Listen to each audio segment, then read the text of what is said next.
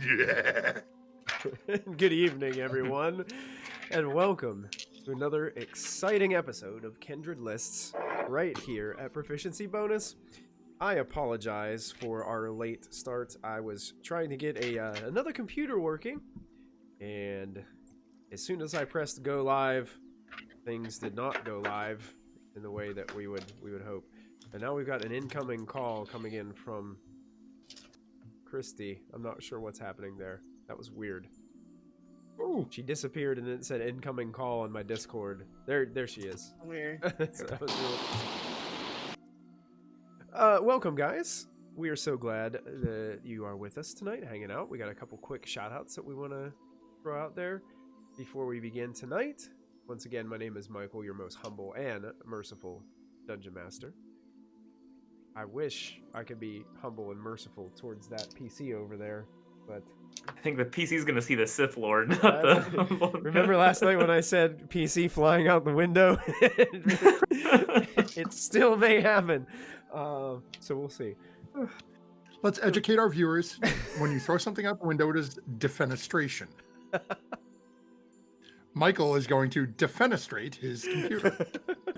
So back at home on the iMac tonight, folks. We're back at home where it seems that the gods want me to be on this iMac. For now. So welcome. We want to thank our good friends at Twitch and Streamlabs for allowing us to be affiliated with them. I also want to make a big shout out to our good friends at Little Dragon Corp for all their generosity and support. And Matthew just shared with us a story of how awesome Little Dragon Corp is.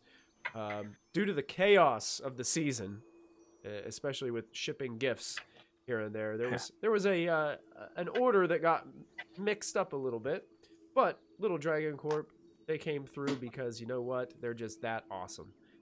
And they hooked him up with his Don't forget, order. As we've learned last Friday and this past Monday, if I show them during the stream, these things roll above a 16. So there you go. Let's see if that keeps holding through the week. I want to try this tactic too.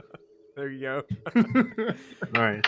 Wait, if that works, then I get to do it No. too. Uh-oh. So I guess we will see if that We're dead. if that is true. We're all dead. If you guys type in !Little Dragon in the chat, you can get a quick link to their storefront. If you click on that link, you can buy some really cool dice and other RPG related items. And you can use that coupon code PROBONUS in the chat to get 10% off your order. But double check their social medias because they have been running sales. You might even be able to find a better coupon code than that. So make sure you look around before you place your order for the holidays. Also want to thank Cardboard Castle Games for all their support. They're my friendly local game store. And you can use the !CCG in the chat to get a quick link to their storefront as well. So last we left off in our adventure, Molfin had snuck into... that's just weird. Oh! Invisible bottle.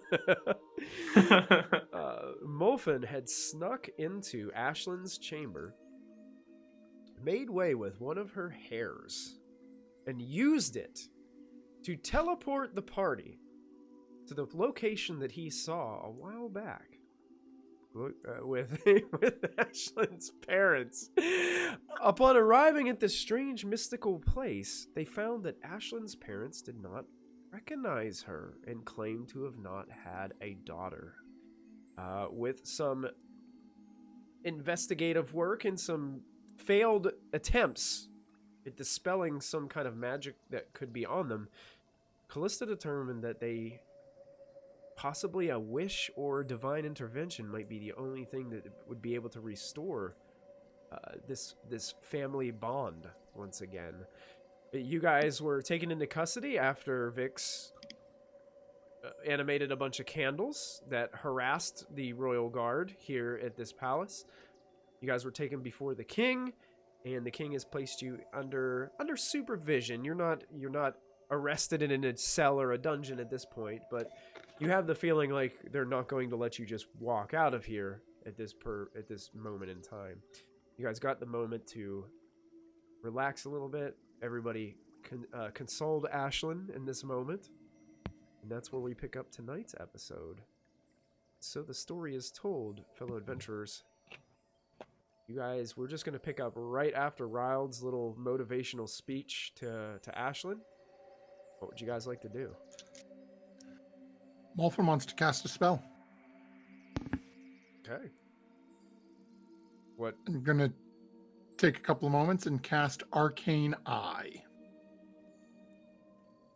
Okay. Is this a Cool. is this a ritual or is this just an extended Nope, cast? this is just a spell. Okay. So it takes 1 action to cast. Here, I'll stick it in roll 20. Okay. Basically,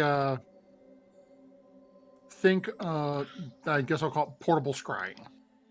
Gives me an invisible sensor, which I can move up to 30 feet with an action. Mm-hmm. And it's no distance limits on it. And literally what I'm going to do is just move it, because it can pass through as small as 1-inch openings. You know, slide it into the bottom of the door and just basically ping pong its way all the way to the room where they're having that meeting. Okay.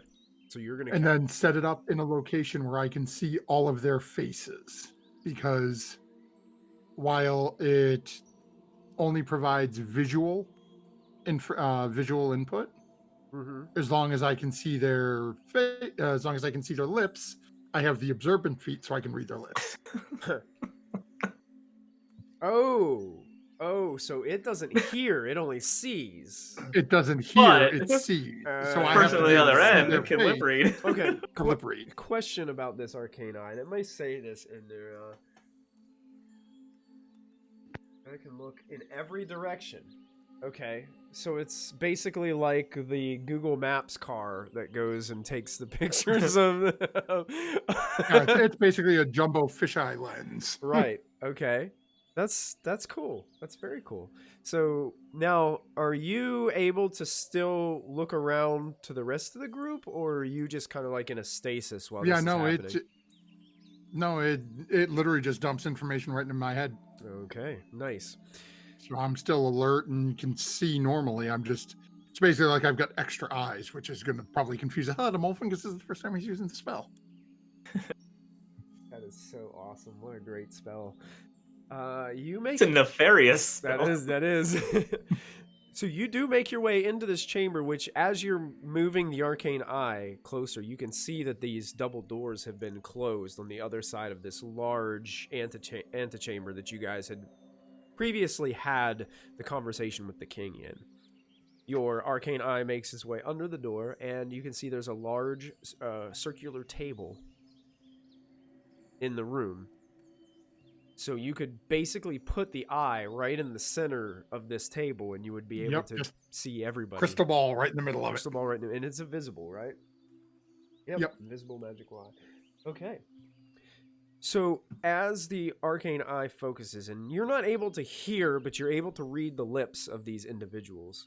So watching them closely, you can see all those individuals that were outside of those double doors are sitting down. There was the female elf that was wearing kind of a half golden cape, so to speak. Very earth tones in her armor that she's wearing. Leather armors that are tan. Some of them are tan brownish and green with these kind of earthy tone gold cape and sash. Next to her sits a male wood elf. A little bit taller than her. A little bit more stout as well. He just seems like he's sitting at the table, and it seems like this individual, the female, is doing most of the talking as you're watching the lips move. Also, the other people that you notice, there is a male high elf who you noticed kind of dressed in some very not arcane looking robes, but almost noble looking attire. You can see there is a female high elf as well. Long, straight blonde hair, wearing light colors, white with this kind of bronzish, noble-looking trim around this dress that she seems to have on. You notice that the king is there as well, and the individual that was wearing the arcane robes from before, who you recognize as Norian, sitting there. And they're all in deep conversation. the female elf, the druid wearing the gold half cape, looking towards the And king. basically, just so I make sure to say this so I don't forget to, as Molfin is hearing these things, he's going to just be sort of calling them out and quietly to the group. Mm-hmm. Just so everyone's sort of aware of what they're talking about. Okay. So it chimes in with, "Excuse me, Your Highness. Now that we can get back into our conversation, my words still stand. You have gone too far. Call off this silly shenanigans. We're done playing around." And the king responds back, "I have every right to do what I am doing. That land belongs to elves.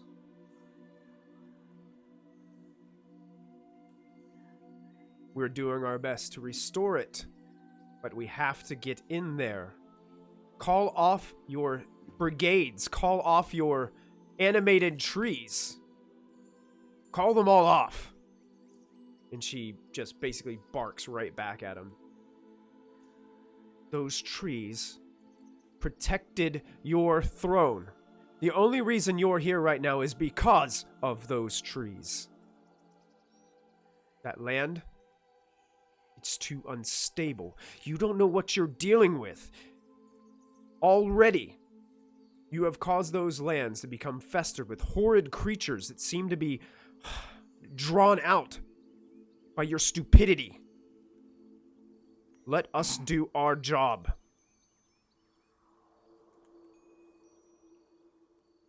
We have taken it upon ourselves over the last 200 years to protect this forest. And the tree ants, they won't stand down. If you keep meddling, there's nothing to stop them. Neither will we. And the king looks back and just says, "I am the last elf king of this forest. If anybody has rights to that land, it's me." And Norian, the other individual that was sitting next to him in the arcane robes, is like, "Absolutely, absolutely, king. You are doing the right thing. They have no idea what it is that they are sitting on. We absolutely do!" And she barks right at Norian. And like, this is a tense conversation going on. "It is you that do not understand." It seems like there's just tension all around the room as one of the other like high elves is like,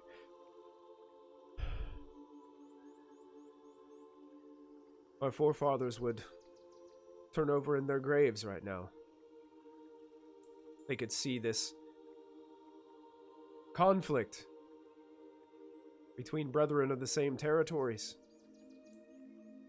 There must be some way we can come to an agreement."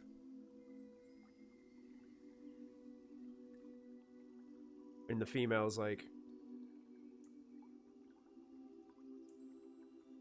"The only agreement I can make is if you keep on sending people our way, I cannot guarantee their safety. Nor will I stand down myself. You keep meddling, king. You'll have a war. A war that even you cannot win."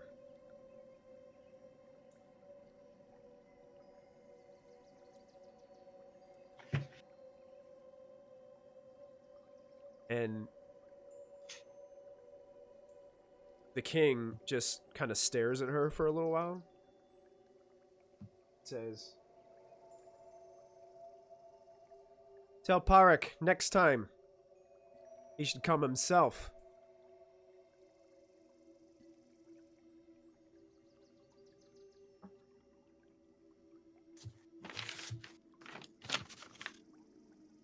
But I am the king of these lands. And even he holds no sway over my decision and my choice.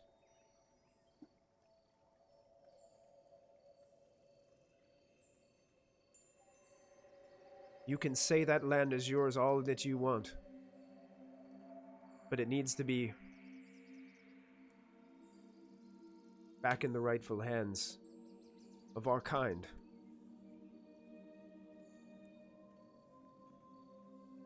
It needs to be restored to a time before we allowed the humans to come in.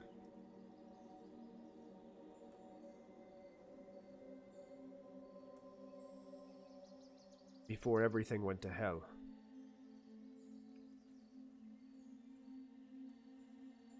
And Norian's like, absolutely, good king, absolutely. He's that guy that just agrees with everything the king says, you know? Obsequious. I think That's it.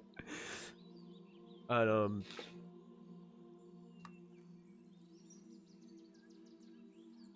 and he looks at the king and he's like, I know we haven't cut through yet, good king, but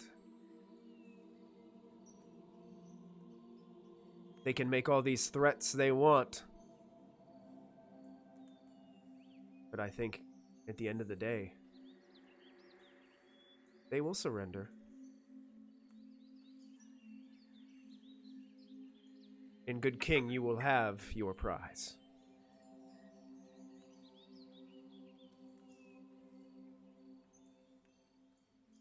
The elf and the other druid-looking individual stand up from their chairs abruptly. Well, then it seems you've made your choice, good king.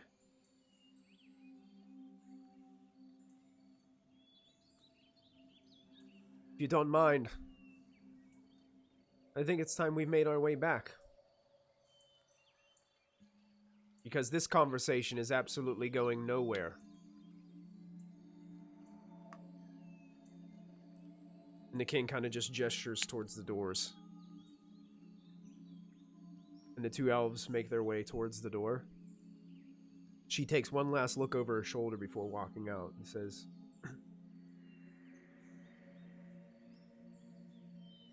you're going to regret this. You're going to regret it all. And there ain't nothing I'm going to be able to do to save you. Good king. And she walks out of the door. Norian looks at the king. You've handled that graciously, good king. Well done. The king sighs and is like, what is the issue? Why can't they see? And it seems to be like this conversation just keeps on taking place of why don't they understand? It seems these two high elves are in agreement with the king on this, but they don't like being in tense situations, but your insight sees that they're obviously in agreement with the king on this. And then does it fit? Am I getting any sort of vibe that this wizard is sort of playing Grima Wormtongue? Yeah. Sort of playing the king? Make an insight check for me. Okay, we're going to trust you, little dragon court.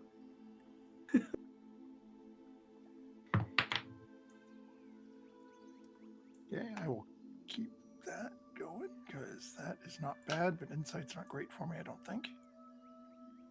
Insight. Hey, I got a +1 on that, so it's a 17. 17. Very difficult to read. This guy doesn't really show much emotion. He stays pretty even keel. So it's really difficult. From your perspective, it seems like he's just going with the show. Yes, ma'am. Lovely. Spineless bureaucrat. But then Norian, the guy that you're trying to figure out, looks at the king and, well, perhaps we should table this for just a moment and discuss the intruders. And the king... That's us. Talking about us now. Famous. And the king's like, oh yes. Like enough hasn't happened already today. To have people barge into my private chambers while my wife was getting ready for dinner. Goodness. How should we address this? Then Norian kind of looks at him and says, well, good king, like you would any culprit. We got to first discuss the charges. I mean, you are the good king. You have the rights over their sentencing. That's right. So what do we got here? And he starts he rifles through some things, and we got them. And Norian looks, well, first let's start with the one that claims to be your offspring. And King Leorie's like, yes, that is extremely odd. I don't remember. I've never had a child. And Noreen looks at, well, then that sounds like falsely claiming nobility. That is a pretty severe offense, good king. Also, we can add... Noreen has to die. Yeah. No, He's egging this on. for the head. He's the problem. Yeah. All right, let's kill him. Let's just end him. And then he says, oh, in good king, we can also add breaking and entering of a royal chambers. He's just no. That is also pretty significant, good king. He shrugs. Well, I can agree. I do not have her name, but we will just call her Wood Elf. And then the king looks at Norian with like this odd expression and says, right. So we have falsely claiming nobility and breaking and entering of a royal chambers as part of that. Those... Ugh. You don't see any resemblance? She looks awfully like my sweet, sweet bride. I don't understand. Like, there's this strange thought in my mind. Ugh. And Norian's like, King, she broke into your chamber. We still don't even know how. I understand. Then Norian looks at and then the cleric is among them. Can you believe that we have a cleric that is going to be stricken with breaking and entering of a royal chambers? We could even possibly say that she is aiding and abetting the false claiming of the nobility of the one that claims to be your offspring, good king. He's like, well, I guess I can see some validity in that. There's two short ones. Well, three, counting that purple one. There was a small one that was with them, and apparently from the reports of the guards was able to cast some magical, some kind of creepy-looking hand that was aiding and abetting in the assault of some of the king's royal guards. Yes. That doesn't even happen. Then we have the other little one was also breaking and entering, but also could be added that the one wearing the thing over his face. I'm not sure what that whole deal is about, but threatening, issuing threats to the king's royal guard. Good king. Oh boy, this list goes on and on. I'm glad I wrote this all down on this parchment here that I had handy. Norian's saying all this like matter-of-factly, like he's just like. Then we've got the purple one. That is an interesting issue, good king. See, we've got several charges that we could bring against the purple one that would probably lock him up for quite a long time. Breaking and entering of royal chambers, assault, including attempted murder of the king's royal guard via violent use of magic. Unfortunately, we could not take the candles into custody. Episode title.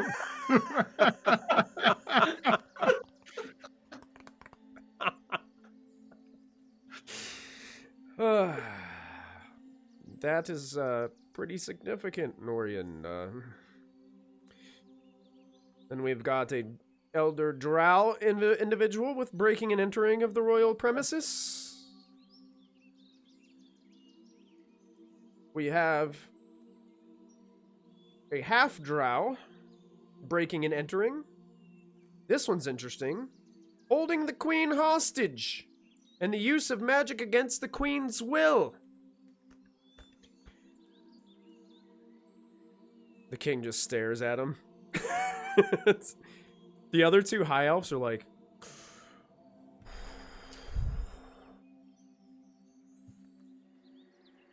and then No, he likes lists. We like lists. You think that we could get along? Then, unfortunately, they have some kind of monster with them that has one eye. That's right. Nothing again. Oh, Nothing. no. Good king, I'm not Why do sure we this have- creature has rights in the first place, so I'm not even sure where to begin. Oh dear. Because this is a abomination. Breaking and entering of a royal chamber. Assault and vicious murder upon a royal guard. And on top of that, I don't think this is official, good king, but we could just add it as a asterisk. Asterisk is the bottom that the queen was not very comfortable around this creature's presence. I don't know how could we. I'll leave that up to your expertise, good king.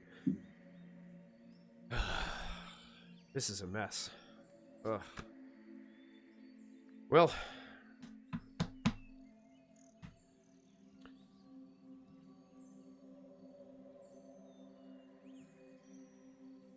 I have a thought.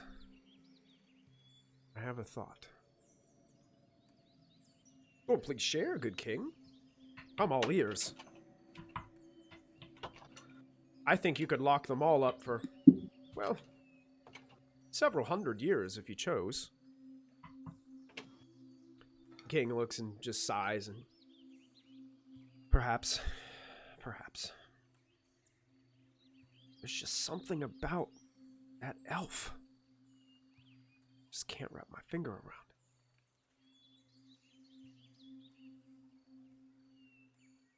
Anyway, Norian, have the guard go gather them. We'll meet out in the let's head to the throne room this time. And we'll commune there. Right away, good king. And it seems like the group is dispersing with your arcane eye and headed into... It looks like the two high elves are going into an opposite direction as where the king is going. And Norian looks like he's splitting off to go issue the new command to the guards. Anything else that you want to do with your arcane eye at this time? Or are you going to... No, just have it sort of... Have it go with the king. Okay. And just keep basically bobbing after him and staying right in front of his face. Okay. So that if he starts talking to anybody, or if when he gets in there before, if he starts talking, can keep an eye on what he's saying. Oh yeah, you keep it looks like he goes down a hall. You can see like the back of a hall as you're it's like camera view behind. And he says some things to, it seems like some guards, and they open a door for him and let him into a much larger chamber that has light cascading through stained glass windows. And at the end, you can see that there is a throne that he makes himself up and just sits down comfortably and looks like he's just patiently waiting for you guys to arrive. Okay. Yeah, just leave it sitting there in case he starts, and really only paying attention if I hear him start talking about us. You see that I'll there's fill in the party and everything. And in the throne room, you see that there are 2 other chairs that sit a little bit lower to each side. One looks like it's adorned in some elven, more feminine looking adornments, probably the queen's seat. And then you've got the other one, which seems a little bit simple, a little bit kind of gothic looking almost. Looks like it may be for his advisor Norian. So that's the idea that you get. And you guys hear a knock at the door while all this is taking place. And I'm gonna cast Mislead again. Okay. That's the one where you can go into 2 different places and seem like you're in one. Yeah, I'm invisible, and then there's a me illusion. 2 guards walk into the room, and Norian is behind them, and then 2 guards behind Norian walk in. So there are 4 guards, plus the 2 that were in the room already. They just kind of stand at attention as Norian comes in, and they all look at you. The king has requested your presence in the throne room. I suggest you get your things together.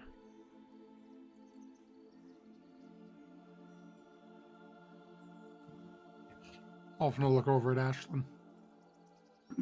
Are you ready for this? No. Fair I enough. will hold Ashlyn's hand. Okay. Oh, can I I will hold accept her it other gratefully. hand? Yep, I will accept both of them gratefully. All right. Molfen will look over at look over at Ashlyn, just give it a little nod, and look over at Diana, and in Giant say, just in case, stay near me. In Giant, I will reply, got you, but do I need to know? Or is it better if I don't? Protection. Okay, gonna file that under better if I don't. And then in Gnomish, we'll say the same thing to Lachlan. Nope. Better if I don't know. Okay. Hey, Captain. All right. So you guys are led down a hallway. You make a right back another wide hallway. Molfen, you recognize this is the hallway that the king had gone to.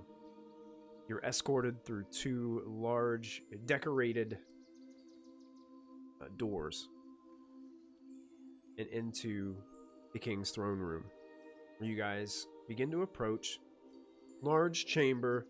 You make your way up. You can see there's a dais that has the king's throne and these other 2 empty chairs beside his throne. And he's just kind of hunched over. It looks like he was just thinking a little bit as you guys come into the room. Looks like about 6 guards kind of tail in behind you guys and just line the back of the room. And the 2 that were in front of the doors when you guys walked in close the doors as you guys all walk in and appear to be standing on the outside of the doors. Norian walks up to the king, gives the king a quick bow. The perpetrators, good king, and gestures to you guys as you guys are all standing there. And he goes and sits down in that dark, kind of gothic-looking chair next to the king and just sits there, like leaning over towards the king a little bit as the king begins to look at all of you. Yes. So the king stands and is looking at all of you. So my advisor and I have had a long discussion. And it seems that there are many charges that can be brought against this group. None of which Get in are... line. At that, Callista smirks, and I was like, all right, Lachlan, Yeah. yeah, get in line. Finally, someone else could say it and not me. Yeah. As you say that, Norian and the king both just look at Lachlan for a second with like, did you just interrupt me?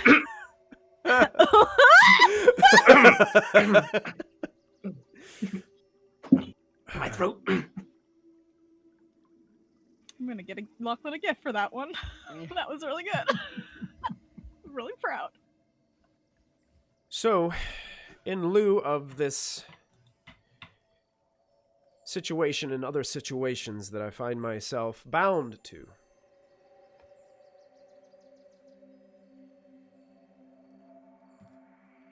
I know that some of you in this group have quite the magical prowess. Based on the report from the royal guards,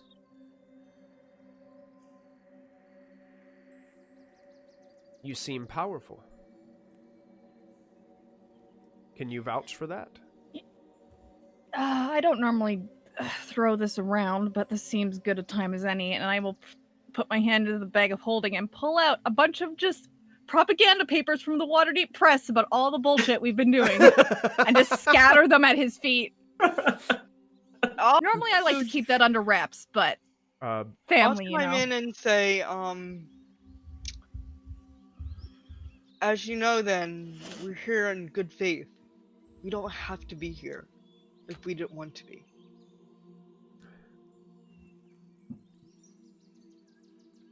True. If you didn't want to be, you wouldn't have broken into the royal palace in the first place. That is correct. He looks down If at we the... didn't want to be, we would have left in the other room. He looks at the papers laying on the ground really quick, and you see Norian's taking quite great interest in these papers that Callista just threw, and he gets up out of his chair and creeps over and picks one up and starts looking through it. That should be my chair. Oh, When he steps away from his advisor desk thing, can I walk over there and like see what's he got any papers over there, or is it just a desk? He doesn't have a... It's just a chair. I'm invisible. It's just a... It's just a cramp, like a throne. It's just a chair? It's just a chair. Okay. Yeah. There's not really... Deck on it. There's not really many adornments here. I mean, it's a decorated room, but it's pretty open. It looks like maybe he does large speeches to some of his guards or something. Like his guards could stand in rows and like he could do like a like an inspirational speech or something here in this moment. It probably doesn't... The throne room here probably doesn't... It's more of a symbol, so to speak, than it is anything else. I was thinking courtroom. I would not say quite a courtroom. when he's like, when he makes the comment that you wouldn't be here if you didn't want to like break in, I kind of look at Ashlyn and look back at him and I say, she means you're not the only one with a throne. You're not the only one that has power. If we wanted to leave right this second, we could, and you could do nothing to stop us. That's what your daughter means. But she wants to be here, so we're here. Entertaining this. You have quite a bit of confidence to say that to the king of Celis. But, needless to say... We're dealing with gods, no offense, but the king is still mortal.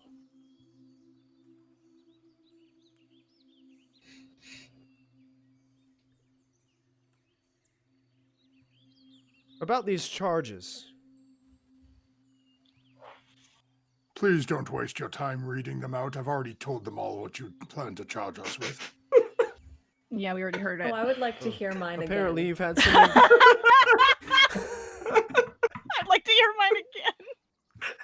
Norian steps I've up. never been charged with anything before. Norian steps up. Ah, the cleric. It seems on this parchment in my report from the guards, we have you down for breaking and entering of a royal chambers of the king and queen themselves, and aiding and abetting of a individual who falsely claims to be nobility. While he's talking, can I just walk up and like snatch the paper out of his hand and like walk away?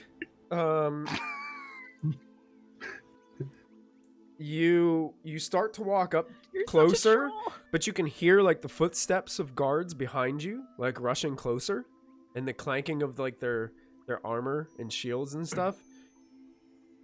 You can continue if you want, but it looks like if you get any closer, they're gonna try to spear tackle you from behind.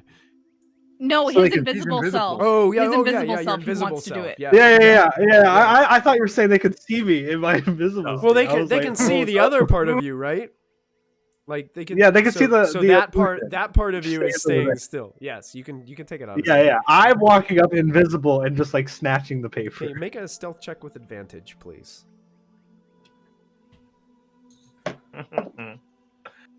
Uh-oh. 24.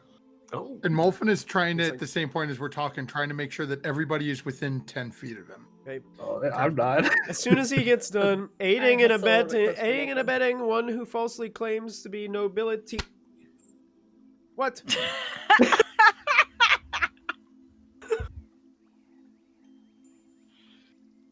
Did someone open a window in here? And he, where's the paper? Is it just floating there? I'm gonna like dangle it and like make it like look like it's floating back towards the group. He just stares Can at the it float paper. towards me? Good king, I sense some Oh, wait, trickery no, about. wait. Perhaps we should be on our guard. Diana's just vibing. She's like, yeah, I got priors. I got priors. I'm upgraded. I'm a bad girl now. Diana's like, Silken would have to worry about me now. I mean, if Diana really wanted the paper, I'll float it over to Diana. Sure. Telepathically, not because we have any telepathic spell going on, but just like spirit to spirit, I am communicating that I want that paper to fall at my feet. Yeah, no problem. I'll drop it at her feet. Hell yeah. Snatch it up. I'm gonna frame it. I'm gonna put it on my wall. I'm gonna be like, and this is what I got charged with when I was in some kingdom called Sisavaruba. So cool. It's a butterfly. There's your episode title. Kingdom Health. Oh god. So good. Callista's not laughing at this. Kristy is. The king looks at all of you and listen, I'm willing to make you a deal. I will make all these charges disappear if you do something for me. Oh, really? And What are you looking for in Hellgate? how do you know of Hellgate? I knew everything you said in your meeting room. Are you surprised I would know about that? Norian just kind of glares at you when you're saying all this, Molfen.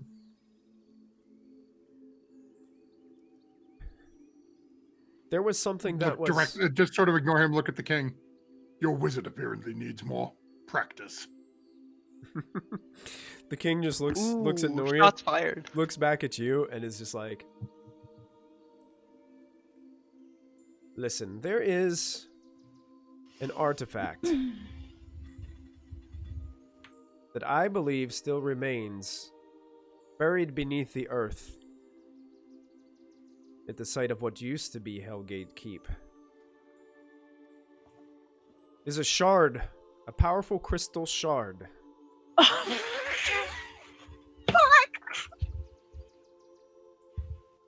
No. I'm looking to claim it. Norian looks appalled right now and looks towards the king and says, "What? You're going to let them off the hook to do this? How can you be sure that you can even trust them? One claims to be your offspring. This group is not I am his trustworthy. offspring. You cannot trust You know, any of for them." somebody who works for the king, you definitely question the king's word quite a lot. Yeah. Exactly. The king trusts my judgment. He points to you. Sounds to me like you're trying to overthrow the king. Ooh. Absolutely. Maybe you should have not. charges. Absolutely not. You want to throw charges around? All these guards should have charges. And why should the guards have charges? Because they're assisting you. You're out of order. This whole court's out of order. Yeah. Objection. Objection. And Norian kind of, he gets closer to the king. He's like, I'm pleading with you, king. You cannot send these unseasoned wild creatures After such... Hey, excuse me, Mr. Irrelevant. This was a and B conversation.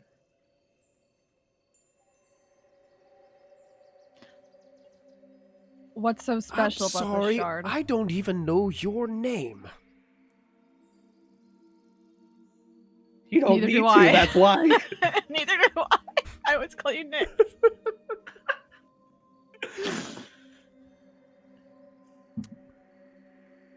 And the king looks at Nori and is like,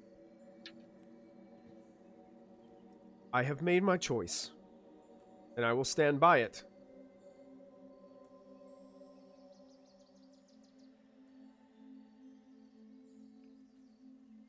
Up until now, we have been unsuccessful. Couple questions. First, if we get you this artifact, would you be willing to investigate further into your daughter's claims? He looks at Norian. Norian's really frustrated right now. He's looking back to Vix and then looking at the king and looking back at Vix. And like just he looks like he's about ready to like if a wood elf could get like bright red, I think he would be really like bright red right now.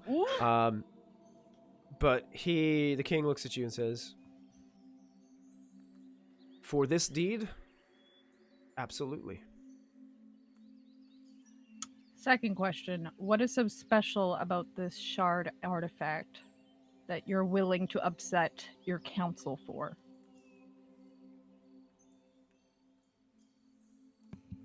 Well, let's first be perfectly clear. I am the king. I have advisors. I do hold meetings from time to time.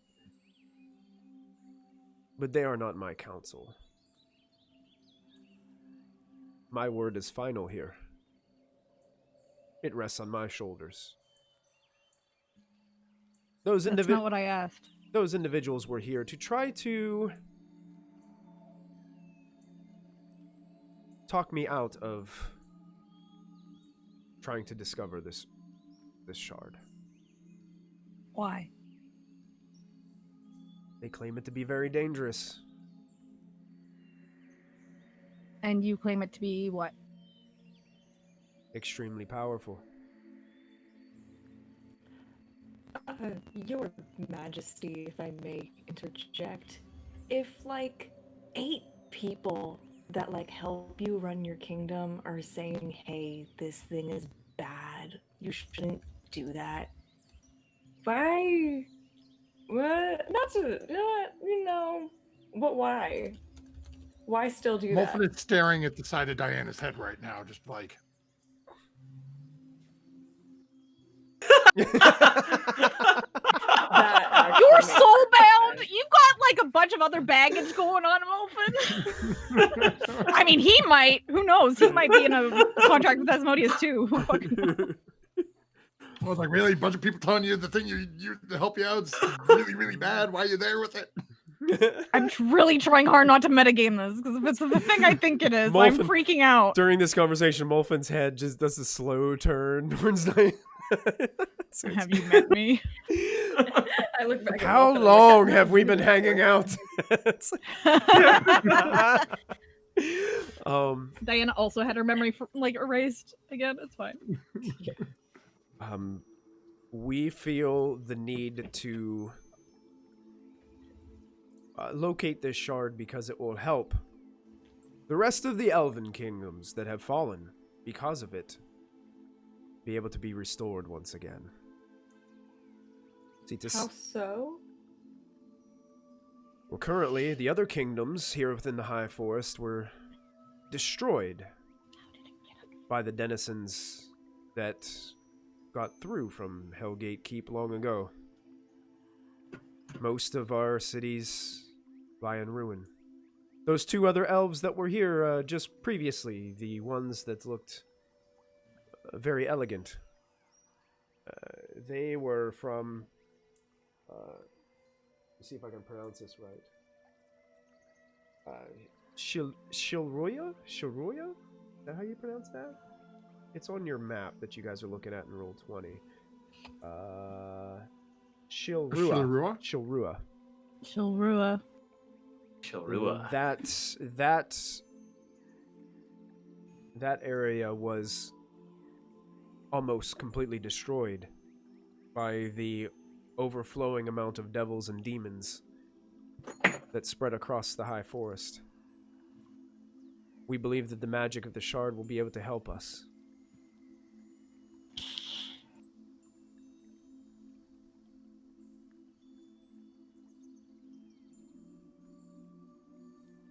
Do you have any idea what the shard actually is or does?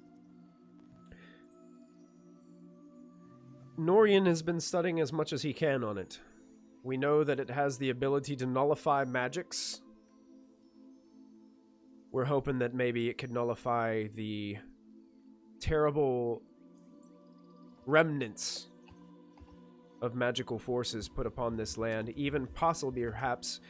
We have speculation that whatever is under Hellgate possibly isn't over. We feel like there could be possible portals that are still open. And possibly with this shard we could close them. We do know that somewhere across the plains there are 2 more. When these 3 are combined, they make a very powerful artifact. One that can be known as powerful enough to destroy complete mithrils over elven cities.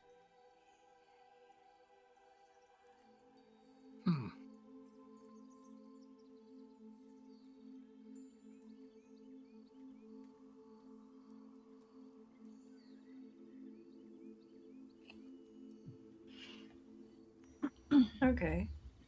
Interesting. Ashlyn? Oops. And if you do this, you promise you'll look into my claim? Indeed, I promise.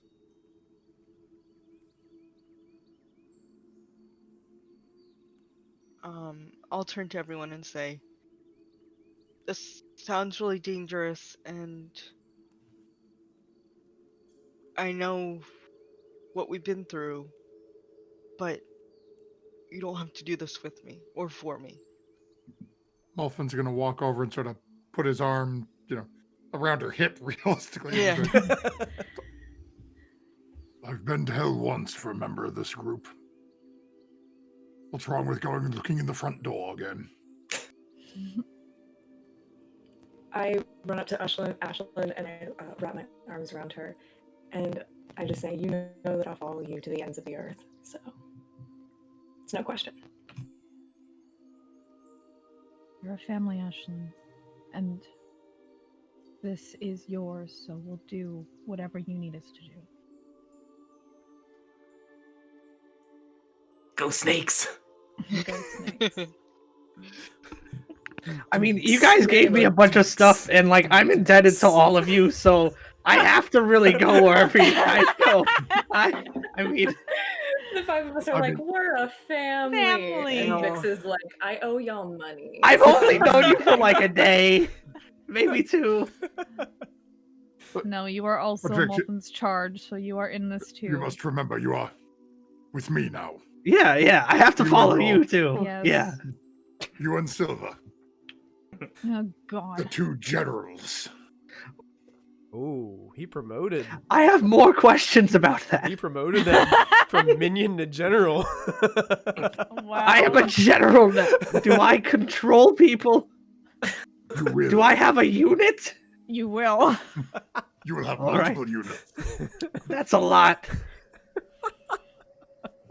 Molfin just Big doling shoes to out fill. titles to people that he can't supplement for them is really funny to me. Just give him You're time. a general. Do I have command? You will. You You could give him his first sword right now and glance over his shoulder at the mage. Norian is beside himself. And he looks at the king, looks at all of you and says, "This is preposterous. I cannot believe you're trusting these individuals with that information. This is..." He reaches down, he grabs a bunch of these water-deep papers that got thrown onto the floor. "How do we know that this is even true? This could be illusion rubbish! And he throws it into the air and then starts to storm out of the room. Molfin's going to try to stop him. Okay, how? He goes to, did you look at the back page? And Molfin is taking a couple of steps towards him. Okay. Turn it over. He's like thrown them in the air, so he doesn't have any in his hand. So he just looks Molfin around. will Back. bend down, pick one up, and thrust one at him. Huh. Good king! It appears you're not the only one that has charges against this small gnome. And points to the page. Yeah, do you think we gave that to you not knowing what I was giving to you? We're making a point here. Think of what they claim I've done in Waterdeep. And I'm still walking around. And so are And you we. don't have half the protection that they do against magic. You don't even have like a simple ward to detect invisible people, and I'll appear like right next to him. Like, rather than He having gets a all little the startled, magical he's like, defenses, you're kind of like banking on a shard. We're not lying. Well, good king, perhaps maybe when you're done, maybe you could amend that statement to perhaps drop the charges on the rest. But hey, maybe you could turn this one in. There's quite a reward on this one's head. You could add it to the treasury. Yeah, that makes sense. Drop charges against the woman that was holding your queen hostage, but then go for the man that stood in the back and did nothing. Like, He just are you dumb? He just looks around. He just gets frustrated and grunts. He goes, "Ugh," and turns around. His robe just like flows aggressively behind him as he seems to push towards the doors. The guards get away. I don't even think he can cast magic. I think he's lying. The king steps up. The king steps up and says, He's gonna fireball us. "We do have a mithril on this land, and that is the only reason why this kingdom still stands. You see, the mists of our magical waterfall here allows this city to remain hidden. That explains some things. Which is why we were passed over long ago."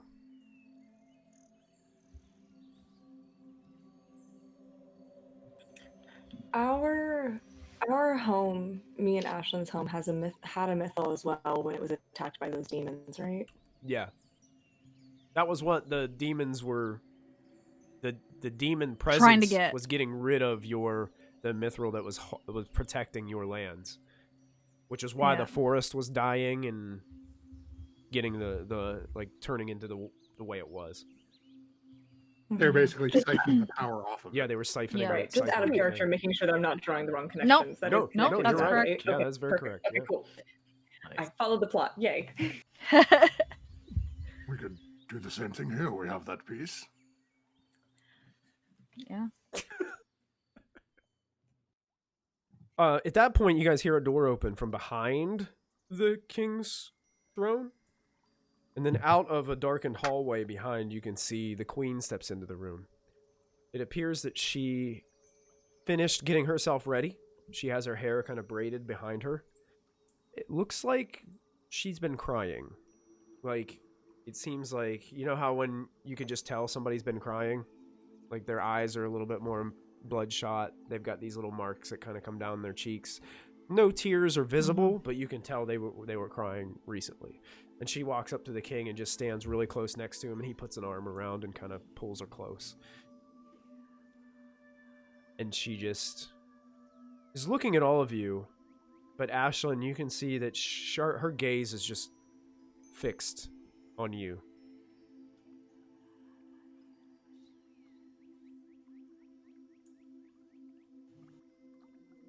So do we have a deal?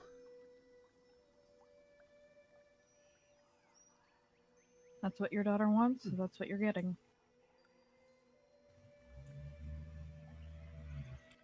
If So I long as could- what you send us for is what you claim it is.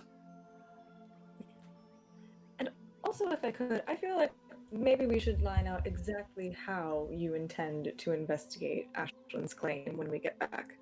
Just for insurance sake, because I don't want us to have to go through all of this just for you to say, oh, her nose isn't the same as mine, and then to dismiss us.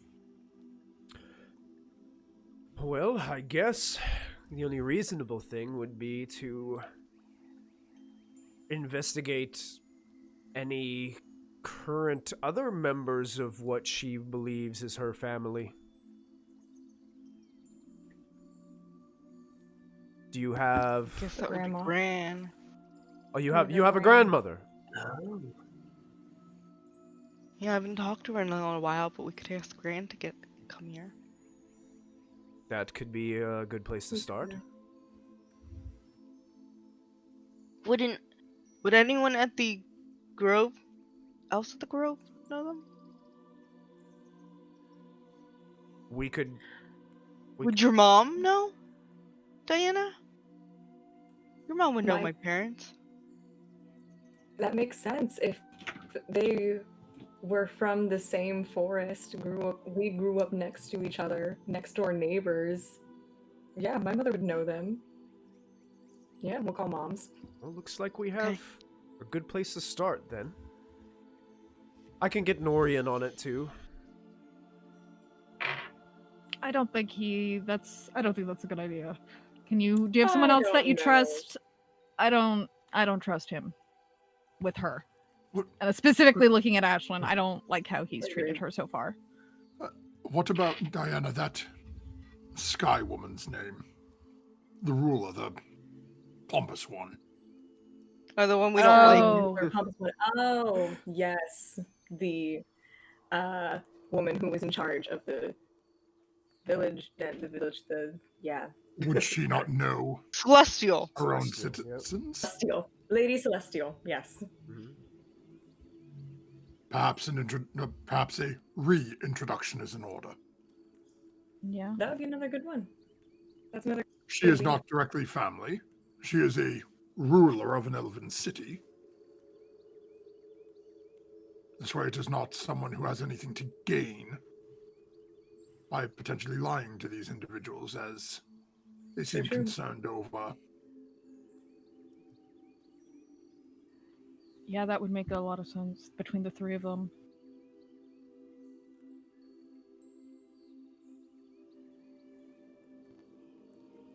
All right then, cool. So we'll go get that shard, come back with Gran, my mother, and Lady Celestial, and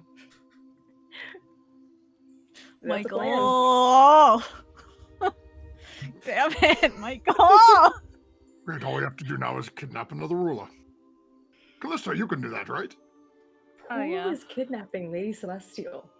I will do it if I have to. I will kidnap any ruler if Molfin says I have to do it. For the love of God, that woman already doesn't like me. I draw my swords.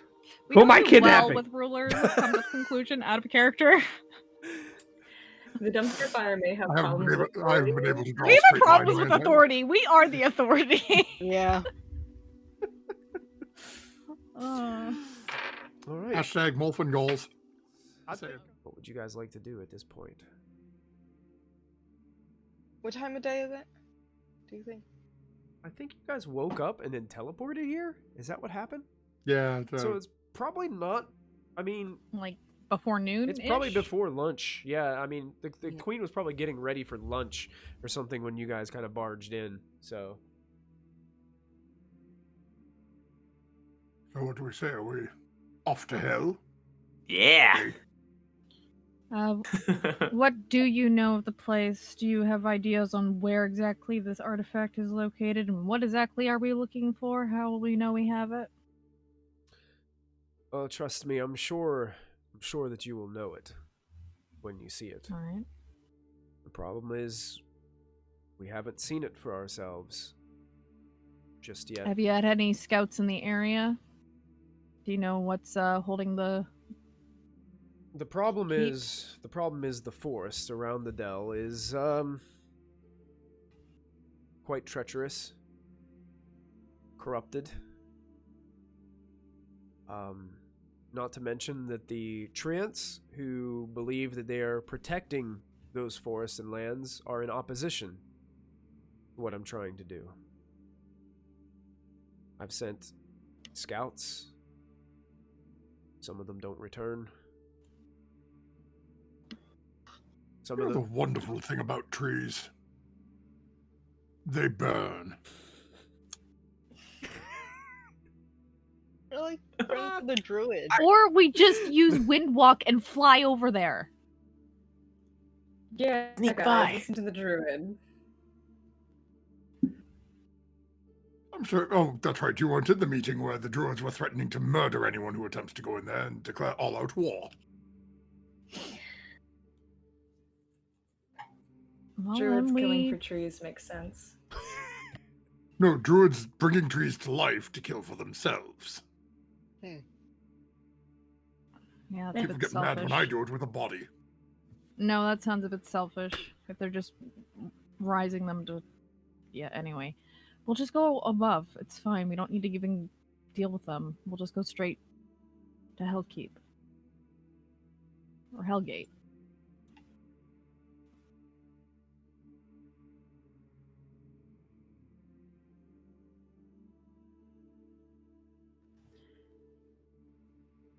So just so that we're clear,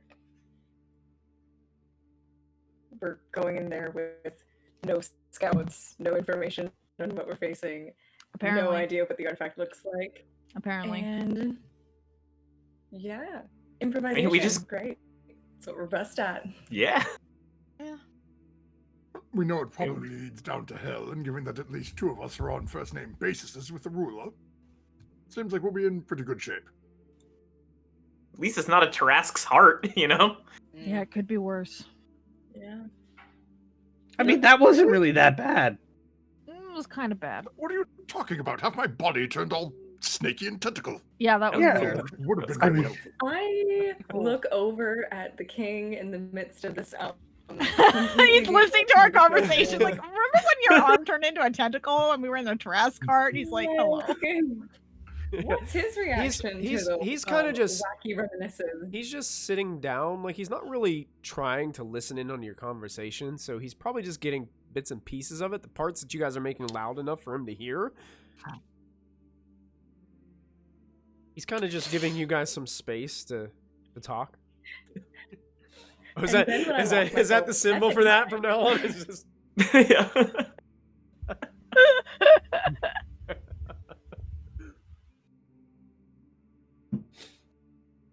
That's a symbol for either when Molfin's arm gets turned into a tentacle or Callista turns into a snake. There you go. Yeah, let's do this. It's kind of like one of those situations where there's like round Yeah. shape, round shape. Sup, bitch? Wow. Wow. I don't think Callista's ever had to turn into a snake. I really thought that was Not- a snake. Like, I I know. Yeah. got scared. I froze so the snake didn't bite me. I will turn to the king and be like, so can we like get some horses or what? No, we don't need horses. It's fine. Callista, we have griffins. And they have horses. Oh, yes, horses would be nice. That's Yes, we need horses for our long journey. Make a Our long, dangerous, perilous journey that they may not Oh make my it back god, from. Diane, I'm so proud of you. Diana, make a deception check for me, please. No, no. Like, they- I'm pretty sure that I don't know what my score is on this. Oh, as per usual, she doesn't know. what her Our modifier cleric, is. ladies and gentlemen, our cleric. Yeah. Clericaville Mater. I believe I'm chaotic good now, so this is in line with me. You're chaotic you've- hungry. I gotta need some Chaotic. horse You've meat. shifted from lawful to chaotic. That's amazing. I wasn't lawful. I was neutral. Oh, you neutral to. Neutrally Oh, gotcha. towards the law is Gotcha. right, but then you all happened. Then we all happened, yeah. Damn that Lachlan. Me. That was him. It was him. That He's was the a- worst one in the group. I It love may have that, been the like, whole thing There Lachlan's was a time. reformed now, and, Yeah, like, they've yeah. switched places. Yeah. Lachlan's the moral compass. Yeah, why did that happen? You Yeah. guys When are did really- that And, happen? maybe Yeah. when Zolkin gave me back my soul, a little bit of it went into Lachlan, and I accidentally took a little bit of his. Let me see here. Oh, that's not a complete list. Okay. Let me find skills. Deception +1. Awesome. That would be a 14 to deceive. 14. He looks at you, and then when you cast your Mhm. look over to Callista a little bit, and Callista's like cast that look back, he's like, well, excuse me, I couldn't help but to overhear a part of your conversation where you're talking about the ability to get yourself immediately overhead of the place. Would that make horses probably null and void for the task? I can't fly. Yeah. Yeah, he can't fly. Nor can the Nothic. And also, Why do we have that thing? it's Oh, the good Nothic. exercise. Keep forgetting he's here. He's just sitting Perhaps back we there, just like leave. staring at all you with this one glowing eye. Like, I look at the Nothic and I'm like, good boy. The king does have a point. If where there are few of us who can fly, we can always try to carry the others. We'll just have to leave the Nothic here. I'm sure you can take care of him, correct, your lordship? he will be No. he will be escorted to the dungeon, where he will stay until you return. Fair enough. He might be comfortable there. And he has his light back, right? Yeah. I think, gave him yeah, back his light. I think Diana. So gave he's back the he's light. satisfied. Yeah. He's a happy boy. Hold on a second. He's like, Are you "Precious." sure? That's it. Chillin'. Are you sure he won't be tested, prodded, hurt, damaged in any way? You won't poke his eye, something. Your wizard friend was kind of rude and really didn't like him. You have my word. Nothing will happen to the creature. Pinky swear? Can't you just take me for my word? Pinky swears are No. more serious. Make a persuasion check, Vix. Pinky swears are more serious. That's not a lie. Ashlyn is having an emotional crisis, and we're making her father Pinky swear to not hurt the Nothic. 30-20. Well, not him hurt. We're worried about his people hurting the Nothic. Mhm. The king slowly True, reaches true. out towards you and hooks pinkies with you, Vix. Oh. And then just under his breath, you can hear, I cannot believe I am doing this. It's all right. Just let it happen. It'll be fine. Stop it. And you just pinky swear the king. Perfect. Now it's serious. He can't hurt the Nothic ever. And if he hurts the Nothic, the universe will get him. I had no intention of hurting your creature friend. And if your wizard hurts the Nothic, I will hurt your wizard. Norian is I will not also planning hurt to your wizard, hurt. because that is my Nothic. Norian is not. He's a little brask around the edges. I know this, He is a but, brat, yeah. but he means well, and he knows that there's a lot of pressure on me right now, and he's just doesn't know how to handle it. All right.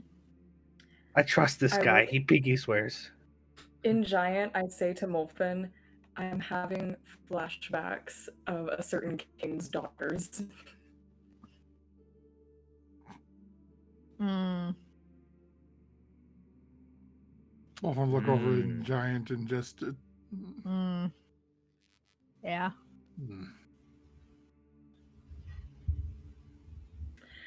I don't know what I you would guys like are to- saying anymore. I would like to walk with the Nothic to his cell just to make sure that he is placed somewhere that he will be comfortable and happy. He likes cold, damp, dark places, just to let you know. He speaks into your mind, Diana, and says,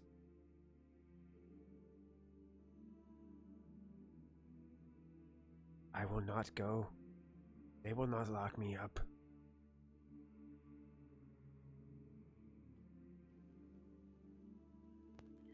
Never mind. We're keeping him. And I pick him up by his middle like he's an oversized German shepherd, and I haul him with me towards the door. Oh my god. He's a human person. An old human person. He used to be, perhaps. Yes. What don't you realize about this? If they put me in Doesn't cage, he? I will kill them all. Oh god. Interesting. Okay. I'm with him. I hustle I'm with faster. him on this one. Put him in the cage. Put him in the cage. I hustle faster, and I'm like whispering to him. I'm like, "You're not gonna kill anybody, okay? You're not killing anybody today. If they put me in a cage, I certainly will. No, you will not, because you know what? I'm so glad you came. At this Oh, point, my Mulvey, you look at beautiful Clifford. light. Please cast your spell before she gets us all thrown in prison with that. Okay. Wait, he has the light in his hands right now? Yeah, he loves it. He's been Don't he's a touch the light. Nothic. He's not wearing any clothes. He has no place to put it. He's just holding on to it. Wow. I'll ask the king, is there like a I want balcony that or light. something we can get out of here Don't through? touch the light fix. Open windows. If Why don't we just go back to the same one we came in through? you could go I to don't think- you could go to the outskirts of the castle here. Alright, let's go. Guards, escort them. He calls the guards. And it seems like a few of them start escorting you out of the castle and out to, like, this kind of elaborate looking balcony area that has some steps that lead down, and you can see that this city is built at multiple levels. The way it's put together. I'll take you guys back over to that picture of Tesselis so you guys can see what the outside of it looks like once again. But it's kind of like you can see multiple levels with trees and shrubs kind of mixed in through with this misting of all these waterfalls that seems to pour around you. It doesn't hinder your visibility all that much, but you could see if somebody was trying to come overhead of this place, you would never see it. The spires wouldn't stick up through the mists. It would be a well-hidden establishment. I'm gonna quickly pull out one of my maps, check over it, put it back, and then start casting Windwalk. Okay. So you guys all begin transforming. I believe that turns you into like a small cloud. Takes a minute Yeah. for you to concentrate and turn yourself back and forth, so you can take the minute to turn it into a Windwalk, and it lasts 8 hours, and it's not concentration. Whoa. Nice. And I can get everybody. I can get up to 10 people. Or 10 creatures. Okay, I'm gonna go back to the north page so I can see exactly how far this is gonna be, because I don't think the high forest map that I put in there was accurate with placements. So this is going to be about 150 miles, give or take. We can make that. We can make move- it. How fast do you move in Windwalk? It's insane. If we don't dash, it's 300 feet per round. If we dash, it's 600 feet per round. Oh yeah. You guys would make it in probably a few hours, probably 2 hours, Yeah, maybe 2 or 3 hours. Nice. An insight check, we crossed the whole ocean. Yeah. It's I did the that's math. We went so far. yeah. I would say probably no more than a few hours. You guys could arrive at that location. So you guys are just headed straight towards Hellgate. Yep, and I have like a background feat that I'm really good with maps, so I should be able to get us there pretty good if they follow me. Okay. Go ahead and let's call this. You can make a survival check with advantage, Callista, with your knowledge in maps. Sure. Which one? Let's guess this is the place that'll get Ashley and her family back. Oh yeah. What is my survival? Our whole journey, I'm just going higher and higher and higher. That is Icarus over here. 29 survival. 29. Awesome. You're gonna land right on Hellgate. So you make your way over the travels, passing through clouds and mists, the sky moving very quickly. These clouds just like whisking by. You can see when you get north, if you guys see that elven port that's on the map up there, once you get north of that, the forest starts to change. It looks a lot different from the top. You can see in some locations where it looks like the forest maybe at one point was burned, and some of the trees have lost their foliage. It's just these darkened branches that reach up towards the sky. The forest is still dense, but it just looks different the closer to this Hellgate Keep that you get. Once you get to where the wording on there says Hellgate Dell, what is your... Do you keep your perceptions as in Windwalk? What is your passive perception's like ridiculous, right? Through the roof.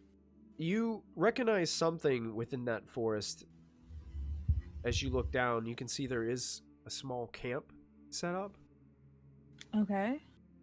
And it appears that there is a group of humanoid individuals that have a few tents set up within the camp down below you.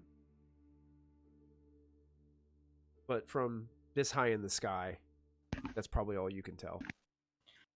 I do have the eagle eyes, which means I can see up to a mile. Sure. These look like wood elves. Okay. Like from Ashland's place? From Tesselis. Okay. It looks like so that's as far as they've gotten, it seems. This you gather is probably one of those expedition groups he sent that hasn't returned yet. Okay. But it seems like they're just have a little camp going and they're just relaxing by a fire right now. Looks like they're eating. I just keep going. Okay. Just keep on heading out there. The closer you get to your location, you can see that the trees start to weed out. And it starts to become more of a desolate landscape. It begins to look as if the ground is covered in a strange mist. And the closer you get, the higher the mist rises, blocking your view from the actual site. So basically you're above and all you see is this perpetual mist cloud below you. What do you guys do?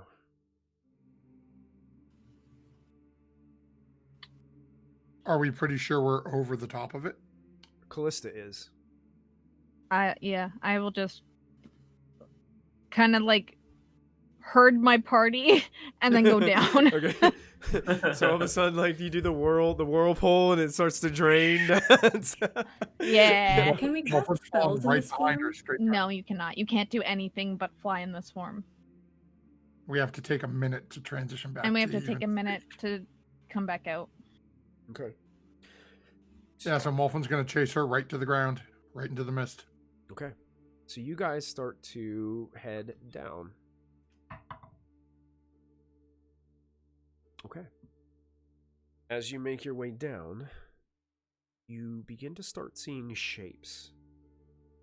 It looks like broken trees. Like a tree stump that kind of comes out of the ground and looks like it's been...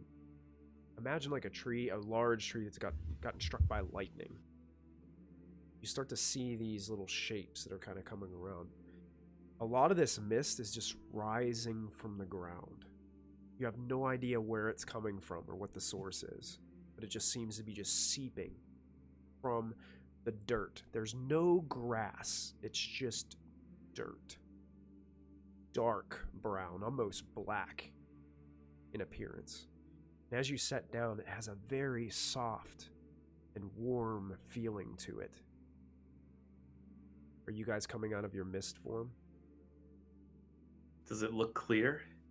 You can only see about 40 feet in front of you all around. But from what you can see, it's clear. But the mist is like a thick fog. Imagine driving with your high beams at night when your fog is all around you. That's what this looks like. And it's just, you can see silhouettes of these trees and these stumps and things, but some of them are like leaning over, broken. Some of them are uprooted. And as they get farther away from you, it just looks like they're faded in gray color, and they just disappear as they go out in the mist. Yeah, I will take the Nothing minute on to the start ground. coming out. Yeah. I'm gonna like That's all crouch open. behind a stump and rematerialize. Okay.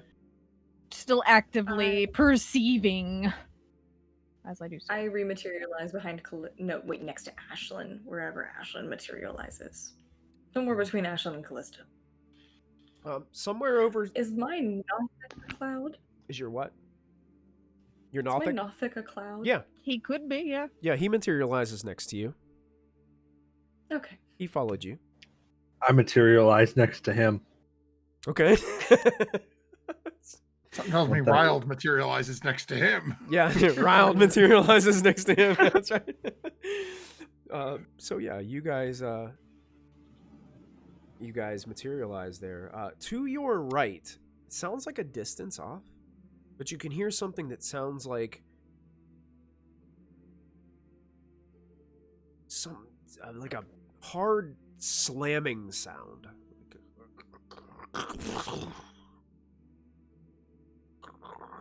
One time? No, it like Repeat it. repeats.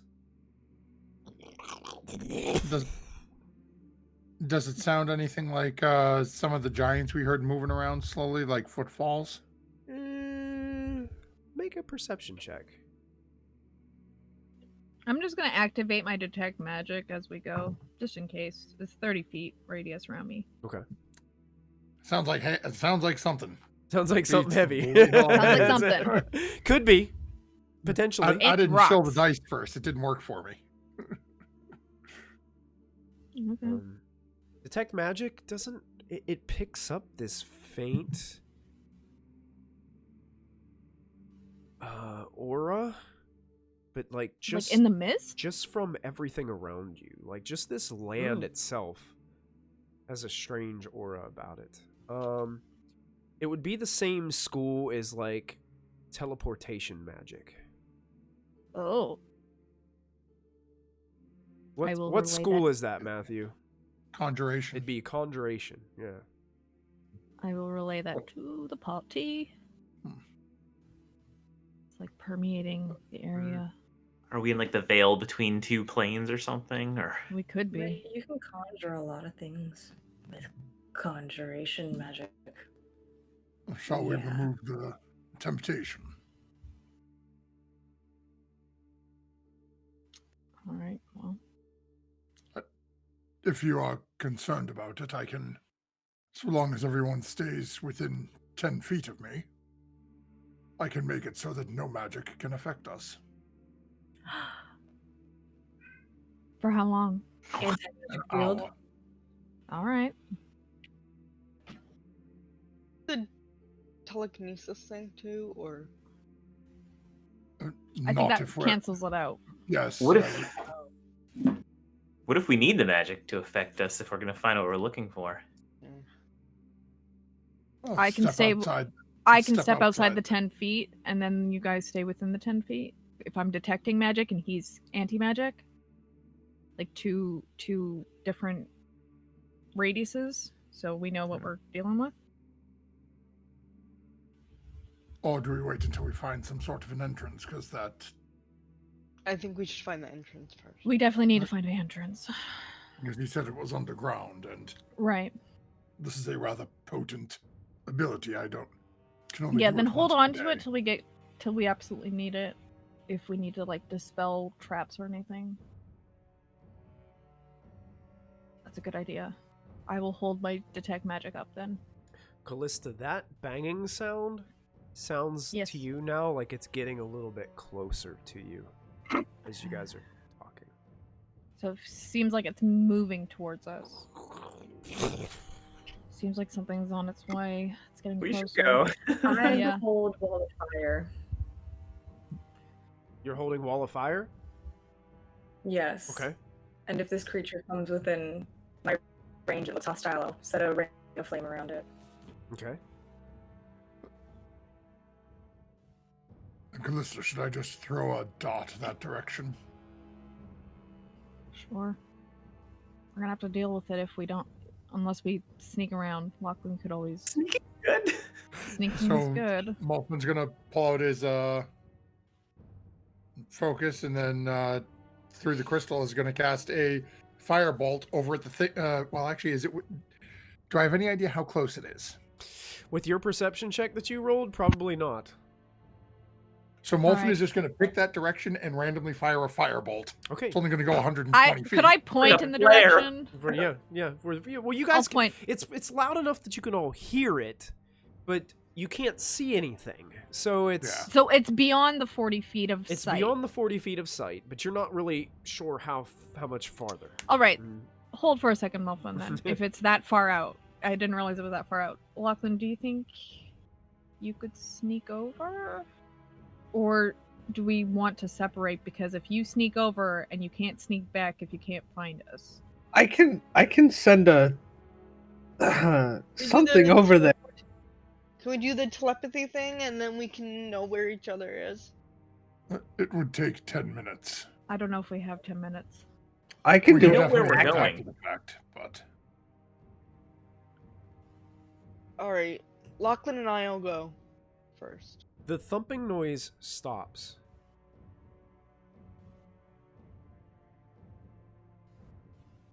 And then, seemingly out of nowhere, this terrible wail. Oh God. Too late now. My throat. Oh my It hurt God. my throat. It sounded like her. Yeah.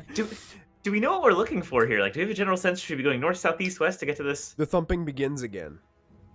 Out here could be bad. I can't hit anything Can out I here. do a I'm can I do a survival check to try and figure out the direction we need to go from here to get to the Dell? Honestly, you're facing what would be northwest. And this thing seems facing yeah, northwest. the sound of it is coming from more the north. So you guys are looking kind of to the top left-hand corner of the map from where you Mhm. landed. Mhm. And the sound that you guys are hearing is coming from north of you, but it sounds like it's getting closer. Do I feel like And that north like is that where- thing is in between me and where I need to go? Your assumption is if you continue like straight where you're going, you might bump Mhm. into it. All right, Stealth? let's try. We'll try and stealth around the west side then. Like keep going northwest around. Try and go around him. Okay. So as Callista says this, and you guys begin to walk a few paces, one of those broken trees that was still halfway into the ground, near you, probably about 30 feet away from you, wails and goes. Jeez. Molten's gonna throw a firebolt at it. All right. I need Oh, I need everybody to my, roll initiative, please. My Well- reaction, my health spell, I guess, would go off then. What was Or was that you more were specific like to you were looking over in the other direction from where this thing was. This True, thing was true. just like sitting there dormant. And when you guys kind of approached it, it seemed like it's responding to that wail that it heard from before and starts to rise up. Okay. You guys can go ahead and roll your Alrighty then. initiatives. Hey, folks, don't forget Little Dragon Corp for all your dicey needs. There you go. Little dragon. I need to start calling out stuff. My dice are not rolling good. Uh-oh. I rolled a 6 when I rolled that perception check when I didn't call them out.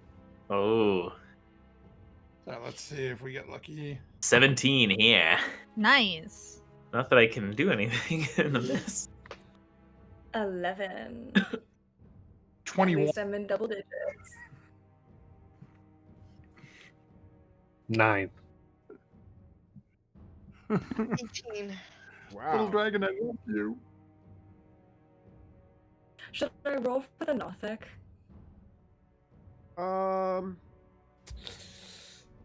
Do you have access to a Nothic's character sheet, Zos? No. I can get one on D&D Beyond if you want. Yeah, if you could send her over a character sheet, that would be superb. So then I don't have to worry about running the Nothic. She can go ahead and run it. Run it herself. Because it's my baby. Love how I adopted a griffin on like episode 3 to be my like battle companion, and I completely abandoned the griffin, Yep. adopted like 6 other pets, and have now finally landed on a Nothic. Nothic. Now, can we just go back to the fact that you've abandoned every other pet you've adopted too? A wrinkled old man you decided to adopt. Wrinkled I feel like You Callista's gotta taking stop care of. Callista's taking more care of Salim than Diana has. Yep. Then there's the guard drakes that. Oh Riled God, and those Clarion- Guard Guard drakes, you got those too. Yeah. Oh All boy. them chickens that you named. Yeah. and what backstories for? What's somebody rolled a 21? Did anybody have higher than a 21? Nope, Molfin with the 21. Okay. 21. Yeah. 19 How plus about 2. Anybody 15 to 20? 17. What'd you have, Ashlyn? 18. 18. 18. 18 for Ooh. Ashlyn. 17 for Lachlan. Anybody from 10 to 15? I rolled an 11. Riled rolled a natural 20. Hey. Go around. So he will go after Molfin. What'd you roll for the Nothic? Zos, I sent you the sheet. 4. Okay. Well, did anybody have 10 to 15? She had 11. 11. Diana had Yeah, 11. Diana had 11. Diana has an 11. Okay, how about 5 to 10? 9. 9 for 8. Vix. 8 for Callista. Yeah, I rolled shit. Samesies. Hey. And the Nothic was a 4. Nothic was a 4. Okay. That's what Zos said. Although now she's frozen. Oh no. No, there's Oh, no no. Just come. She's moving. Nothic. Okay, so first up, Molfin. You're first to go. And this thing's moving, and how far away from me is it? So this one is 25 feet away from you. Okay. I'm really not 100% sure what this thing is yet, so I'm just going to try to firebolt it. Okay. You make your attack. My little Dragon Code dice. Not 20. Did he nat 20 it? 20. Nice. Nice. Oh my god, heaven. Oh, little dragon, I love you. Okay, I need a whole lot of d10s. 3, 4, 5, 6. There we go.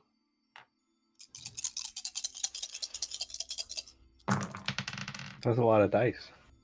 It's all the dice. 6d10. Yeah, it's 10, 20. Okay, that 32 points of fire damage. 32 points of fire damage. So Molfin lets out this beam of fire from his hands, shooting over towards this creature. It smashes into the side of it with immense force for a cantrip. It seems to have done nothing. Oh no. Molfin is going to look over directly at Callista. Go up. The trees are fireproof. Noted.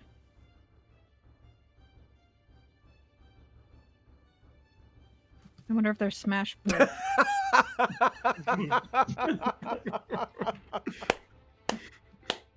Yes, touche, Matthew. I love it. Molfin, anything else you're doing on your turn? Nope, just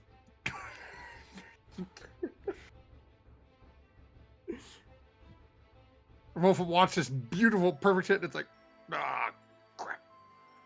You saw as you turn over and say that to Callista and everybody, Round's like you could see him getting ready to throw a fireball, and it was like, oh, well, shit.